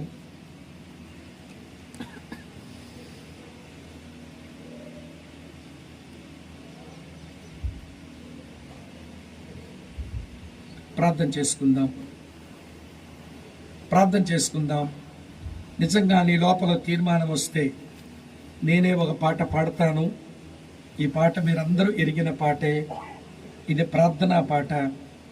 ఈ ప్రార్థనా పాట అందరము పాడుకున్న తర్వాత నిల్చొని తీర్మానంతో ఉన్న మీ కొరకు కూర్చొని ఎప్పటి వరకే యోగ్యంగా జీవించే మన సహోదరుల కొరకు మరోసారి ఎంఎన్ రవికుమార్ అన్న ప్రార్థన చేసి మనల్ని పంపిస్తారు.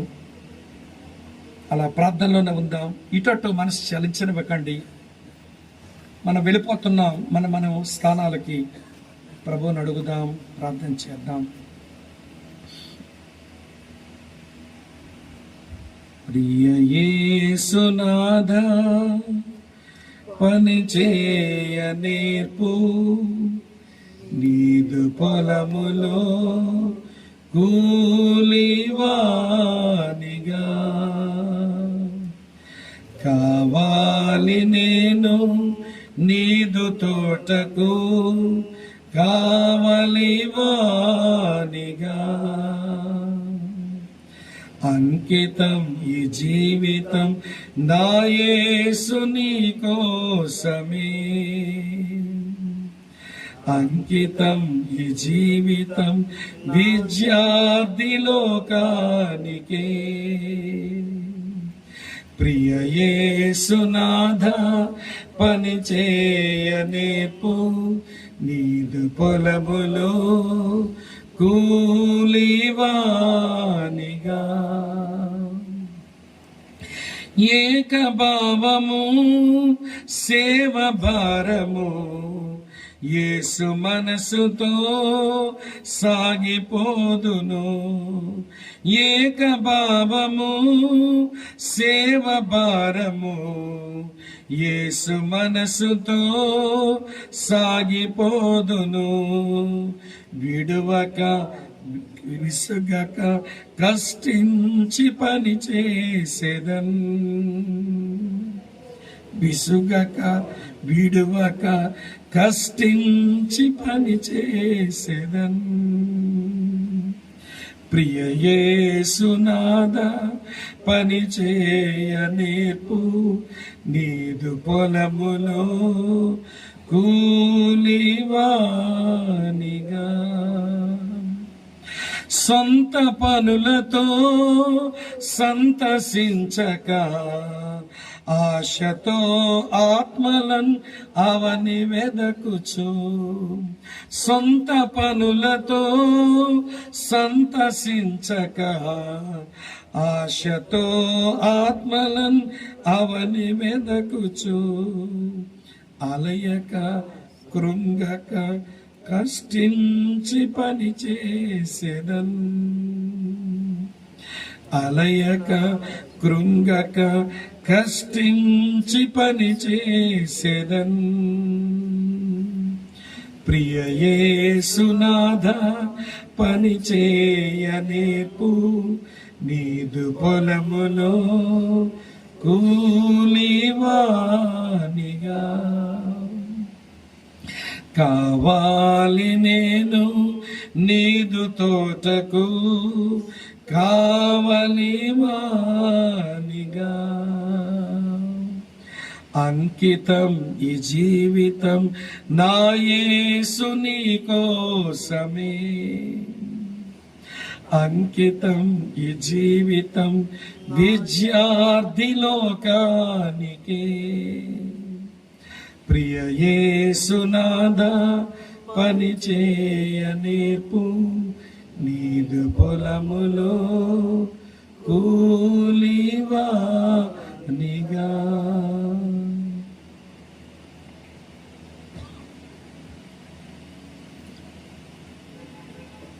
అలా నిలబడి ఉండి ప్రభువుకు మనకు సమర్పించుకుందాం. కూర్చున్న వారిలో కూడా మళ్ళా రీకమిట్మెంట్ చేసుకోవాల్సిందిగా ప్రార్థిస్తూ ఉన్నాను. ప్రభు సమీపంగా ఉన్నాడు. ఆయన రాకడలో మనం జీవిస్తున్నాం. చెప్పబడిన ప్రవచనాలన్నీ నెరవేర్చబడ్డాయి. ప్రభు చాలా సమీపంగా ఉన్నాడు. ప్రభు కొరకు పని చేయాల్సినటువంటి వాళ్ళం నిర్లక్ష్యంగా అలసత్వంతో మనం ఉండకూడదు. వాళ్ళు నిలబడిన వారు, కూర్చున్న వారు మరలా రీడెడికేట్ చేసుకుందాం. ప్రేంగల ప్రభువా, మహోన్నతుడు అయిన తండ్రి, మీ మాటల్ని ప్రభువా ఎంతో బలంగా మా హృదయాలలో మాట్లాడిన మీ కృపకై మీకు వందనాలు. మీ దాసుని మీ బలంతో నిలబెట్టుకొని మా తండ్రి కావలసినటువంటి ఆధ్యాత్మిక పాఠాలు ప్రభువా మాకు నేర్పినందుకై, వినిపించినందుకై మీకెంతో వందనాలు. ప్రభువా, మేము ఏక మనసుతో ప్రార్థన చేస్తున్నాం. బిల్లీ గ్రామ్ గారు ప్రార్థన చేసినట్టుగా, lord do it again, Lord do it again in our generation.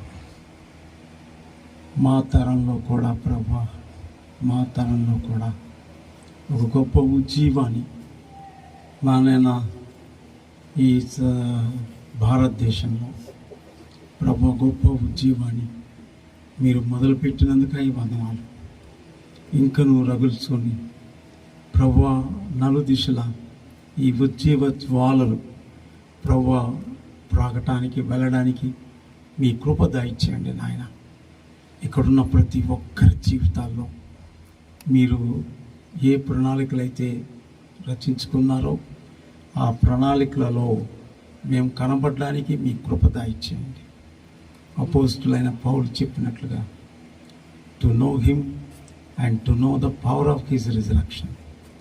ఆయన ఎరుగు నిమిత్తము, ఆయన పునరుద్ధాన బలము ఎరుగు నిమిత్తము ఆ గురి ఎద్దుకే నేను పరిగెడుతున్నాను. మా తండ్రి, trust us lord, trust us lord. మమ్మల్ని నమ్మండి ప్రభువా. మేము నమ్ముతున్నాం, మీ అందు విశ్వాసం ఉంచుతున్నాం.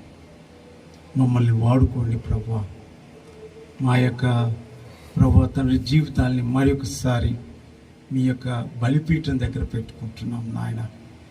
బలిపీఠం మీద అగ్ని ఎప్పుడు ఆరిపోకూడదు. మా హృదయాల్లో ఆత్మల భారం ఎప్పుడు ఆగిపోకుండా దయచేయండి.